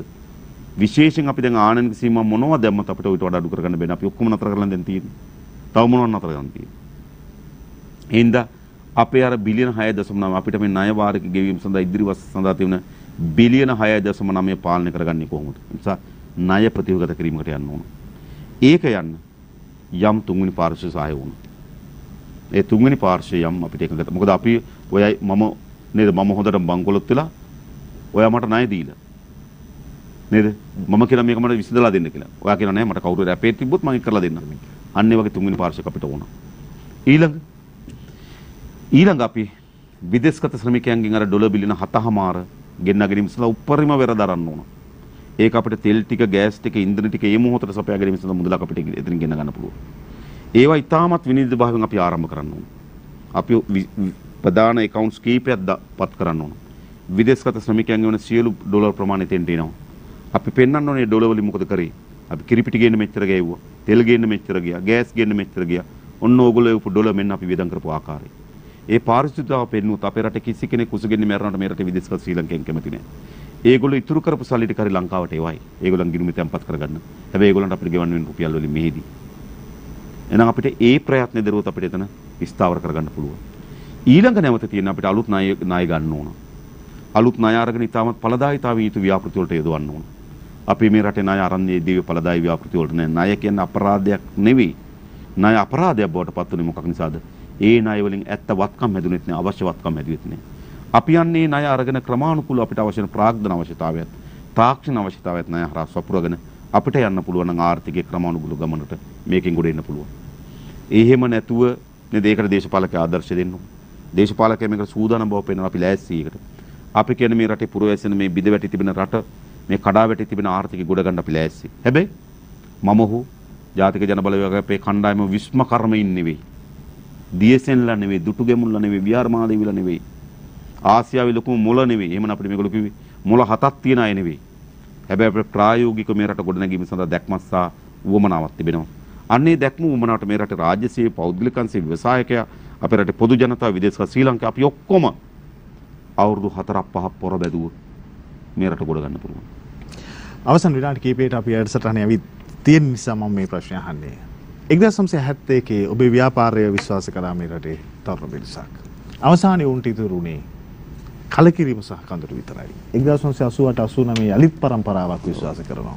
හැබැයි ඒ දෙකට වඩා වෙනස් අරගලයකට ඔබ අපිට ආරාධනා කරනවා දැන්. ඒ අරගලය තුළ දෙවතාවක් ප්‍රාර්ථනාවන් අහිමි කරගත්ත රටේ තරුණයට ප්‍රාර්ථනාවන් රැකදෙන්න පුළුවන් කියලා ඔබ දෙන විශ්වාසය මොකක්ද? මම උන්ට කියන්නේ මේ පැරණි මහලු අසාර්ථක සාම්ප්‍රදායික ගතානුගතික මිත්‍යාවෙන් පිරුණු මේ දේශපාලන ගමන අපේ රට අත්පත් කරන්න පුළුවන් සියලු විනාශයන් සිදු කොට අමාරුයි. පැහැදිලි. මම කියන ඔය කඳවුරු දෙක ඔය පැරණි භාවයෙන්, ඔය ගතානුගත භාවයෙන්, ඔය සාම්ප්‍රදායෙන්, ඔය මිත්‍යාවෙන් නේද? අර මජර වංචාව, දූෂණය, නාස්‍ය, අපරාධ වලින් ගාන වෙච්චි ඒ දේශපාලන කඳවුරු දෙක අපේ රට මෙතන ගෙනල්ලා ඉවරයි. දැන් එන නව තරුණ පරම්පරාවට කියන අපි අලුත් ගමනට අවතීර්ණ වෙමු. මමත් අපේ ව්‍යාපාරය අපි මේ දේශපාලන තෝරාගෙන තියෙන සත්‍යයක් අපි හම්බ කරගන්න නෙවෙයි. මම මේ දේශපාලන සම්බන්ධන පාසල් අවදීදී මම මේ පාර්ලිමේන්තුව අවුරුදු 22ක් ඉන්නවා. මේ රටේ මහජනගේ සත්‍යයක් හොරකම් කරලා නැහැ. සත්‍යයක් නාස්ති කරලා නැහැ. පාර්ලිමේන්තුවේ සමහර කෙනා മന്ത്രി කෙනෙකුට හොරකම් කරන්න බෑනේ කියලා. හරි තමයි. හැබැයි විකිනෙන්න පුළුවන්. කොච්චර විකුණුණාද? දේශපාලන අර්බුදේ මේ മന്ത്രിවරු ඉන්නව නේද? හැම අර්බුදයක් එන වෙලාවකදීම සෙලවෙන മന്ത്രിවරු ඉන්නවා. එහින් කියා කරගෙන මෙහින් සියා ඔක තමයි දැනුත් ඒක තියෙනවා. හරිද? ඒ නිසා අපි අපේ ජීවිතවලින් උප්පු කරලා තියෙන මේ රට ගොඩනගමින් පුළුවන් සද්දුවමනාවක් තියෙනවා. මම මේ ළඟදී අපේ විශ්වවිද්‍යාලයේ යාළුවෝ ටිකක් හම්බ වෙච්ච වෙලාවේ හුවා රයිට්. මගේ යාළුවෝ ඒගොල්ලෝ ගෝඨා විශ්වාස කරලා ඡන්දෙ දුන්නා. අපි විශ්වාස කරලා ඡන්දෙ දුන්නා. ඇයි අපි උඹ විශ්වාස කරන්න කියලා මගෙන් ඇහුවා. මම උඹලා ඔක්කොම විශ්වවිද්‍යාලයෙන් ඉවර වෙලා රැකියාව වලට ගිහලා උඹලගේ පුද්ගලික ජීවිතේ ගොඩනගා ගැනීම වෙනුවෙන් බලාපොරොත්තු වැඩ කරා. මම මගේ මුළු ජීවිත කාලයම මේ රට ගොඩනගීම සඳහා වැඩ කරමින් තියෙනවා. ඒ නිසා උඹලට වඩා වැඩි වමනක් තියෙනවා මට මේ රට හදන්න කියලා මම කිව්වා. ඒක තමයි ඇත්ත. ඊට පස්සේ මගෙන් ඇහුවා වංචාවන්ට දඬුවම් දෙනවද? මං කෝ ඕගොල්ලෝ නේද මේ වංචාවෙන් එළිදරව් කරමින් වංචාවන්ට දඬුවම් දීම පිළිබඳ ඔයාලට වඩා වැඩි වමනක් මට තියෙනවා. අපි විශ්වාස කරන්නේ නැහැ. ගැන මේ නව තරුණ පරම්පරාවට කියන්නේ. ඔවුන් අපිට වඩා ලෝකෙ ඉස්සරහට ගෙයින් තියෙනවා. අලුත් තාක්ෂණින්, අලුත් දැක්මින්, අලුත් දේවල් වලින් ඉස්සරහට ගෙයින් තිබෙනවා. හැබැයි කිසිවකට අපේ රටේ විවෘත වෙලා නැහැ. එනිසා අපි සූදානම් මේ නව પરම්පරාවට ලෝකයේත් එක්ක ඉස්සරහ යන රටක් නිර්මාණය කරන්න. අපිට ප්‍රධාන අරුබුද දෙකක් තිබෙනවා. ලෝකයේත් එක්ක ඉස්සරහට යන්න බැරි. එක මොකද්ද? අපේ විශාල IT තාක්ෂණික ගැප් එකක් තියෙනවා. තාක්ෂණික මේ තොරතුරු තාක්ෂණයේ ගැප් එකක් තියෙනවා අපිට. අපේ රාජ්‍ය සේවය ගත්තත් ලෝකයේ රාජ්‍ය සේවය අතරයි තාක්ෂණික ගැප් එකක් තිබෙනවා. අපේ ප්‍රවාහන පද්ධතිය ගත්තත් ලෝකේ ප්‍රවාහන පද්ධතිය අපේ ප්‍රවාහන පද්ධතියට තාක්ෂණික ගැප් එකක් තිබෙනවා. අපි ඉඩම් ඔප්පුවක් ලබා ගැනීම සඳහා කාර්යාලයකට ගියොත් ලෝකේ ඔප්පු තිරප්පුවක් ලබා ගැනීම සඳහා තියෙන තාක්ෂණයේ අපේ තාක්ෂණ අතර ගැප් එකක් තිබෙනවා. ඒ නිසා අපි ලෝකේ තාක්ෂණික ගැප් එකකට මුහුණ දෙලා තිබෙන්නේ. ඒ නිසා අපි මේ තාක්ෂණික ගැප් එකේ ඉක්මනින් පියමන් කරන්න ඕනේ. එහෙම නැත්නම් අපි ලෝකෙට වැදගත් නැති ලෝකෙට උවමනා නැති රාජ්‍ය බවට පරිවර්තන වෙනවා. ඒ අපි විශාල සලස්මක් තියෙන කොහොමද අපි වේගයෙන් ඒ තාක්ෂණික ගැප් එක අපි සම්පූර්ණ කරන්නේ? ඊළඟට අපිට අවශ්‍ය තියෙන ප්‍රාග්ධනය අපිට නැහැ, අපිට මදි. අපේ තියෙන සම්පත් ඉතා හොඳින් කළමනාකරණය කරගන්නේ කොහොමද? ඒ සඳහා ප්‍රාග්ධනයේ අවශ්‍යතාවය සපුරා ගැනීම සඳහා අපි සලස්මක් හදනවා. ඔබට කියන්න ඉතාමත් අඩු පොලියට සහනදායි ණය ලබා ගන්න පුළුවන්. ආසියානු සංවර්ධන බැංකුවෙන් ඕනතරම් ණය ව්‍යාපෘති තියෙනවා. හැබැයි මේගොල්ලෝ යන්නේ ආසියානු සංවර්ධන බැංකුවේ ප්‍රධාන කොන්දේසි 4ක් ඉදිරිපත් කරනවා. හබරන කන්තලේ පාර, හබර සිට කන්තලේ දක්වා ත්‍රිකුණාමලේ පාර කිලෝමීටර් 48ක් තියෙනවා. ඒක හැදුවේ ADB එකේ. ණය පොලි අනුපාතිකේ 0.75 100%කටත් වඩා අඩුයි. හැබැයි නොරොච්චු වලට අපි ණය අරන් තියෙන 7%ට හම්බන්තොට වරායට ණය ගත්ත 6%ට එයි 0.75 වෙන කුඩා පොලියට ණය ගන්න පුළුවන්. එයි යන්නේ නැත්තේ. ප්‍රධාන කොන්දේසි 4ක් කියන ඒගොල්ලෝ. එක විනිවිද භාවිත ටෙන්ඩර් පටිපාටියක් අනුගමනය කරන්න ඕන. එහෙම කරා නම් හම්බන්තොට චයිනා හාබර් කාර්යයට දෙන්න බෑ. හරිද?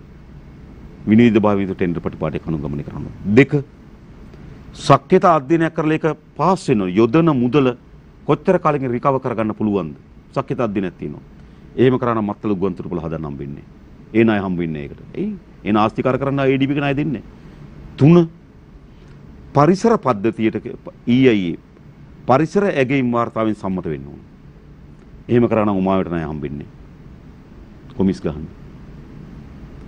4 අවතැන් වෙන අය ඒගොල්ලන්ගේ ජීවිතය යලි ඒ විදිහටම පවත්වා ගැනීම සඳහා යලි පදිංචි කළ යුතුයි. එහෙම කරා නම් මොරගහ කන්දර ණය හම්බෙන්නේ.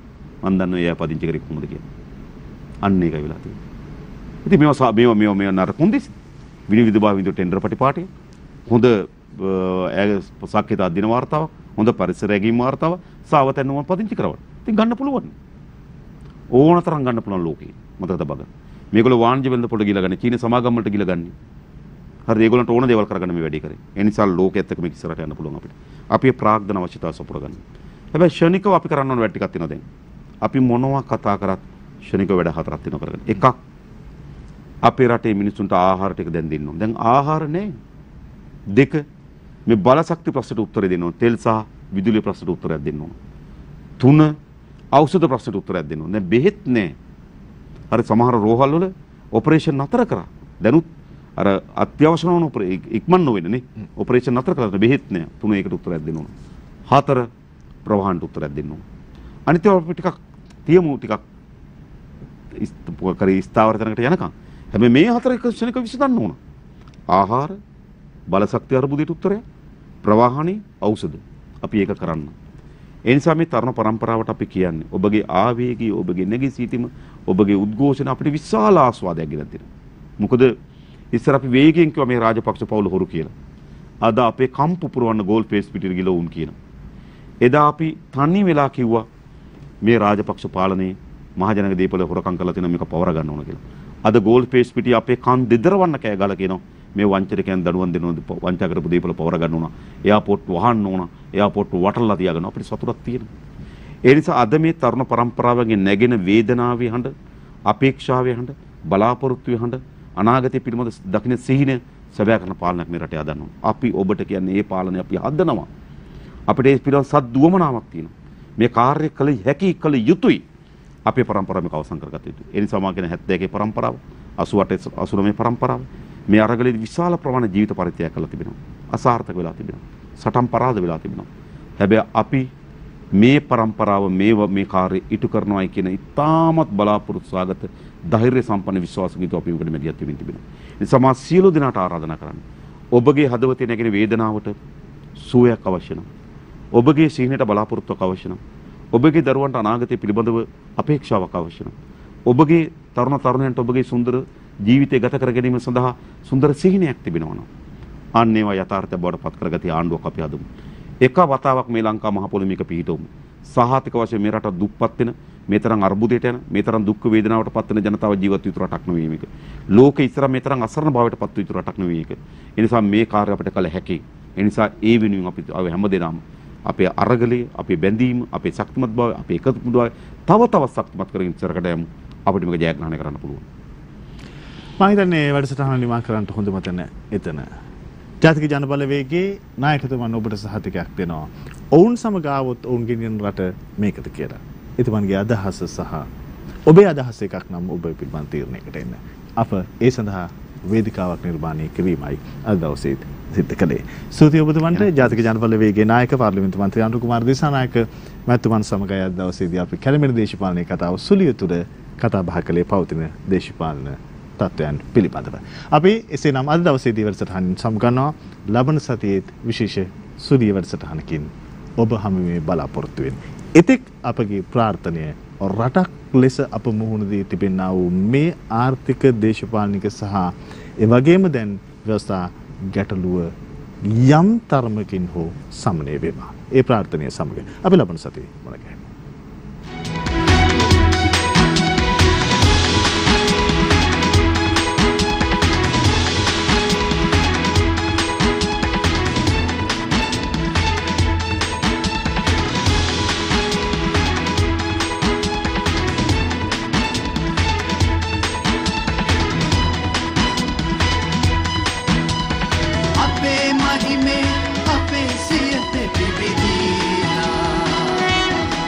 දිනපතා අලුත් වීඩියෝ සහ ප්‍රවෘත්ති නැරඹීමට ඉහත බටන් එක ක්ලික් කර සියත TV subscribe කරන්න.